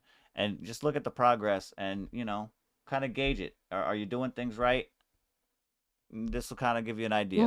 This will kind of give you an idea. Yeah. Moving forward, though, we'll be back on Sunday. Song of the Month tournament. Yeah, Downtown Sound. We out this bitch. Blended Ones Radio Network. I'm OC Kush. That's Suburban Mom. Big shout out to Blended Ones Mafia and all the people that slid through tonight. Actually, you know what? I want to go through this real quick because we have the ability to look at this now. I'm going to shout out, let's see, we got a shout out Nobody. We got shout out to Mass Destruction, C-Boy, Alec Aguilar.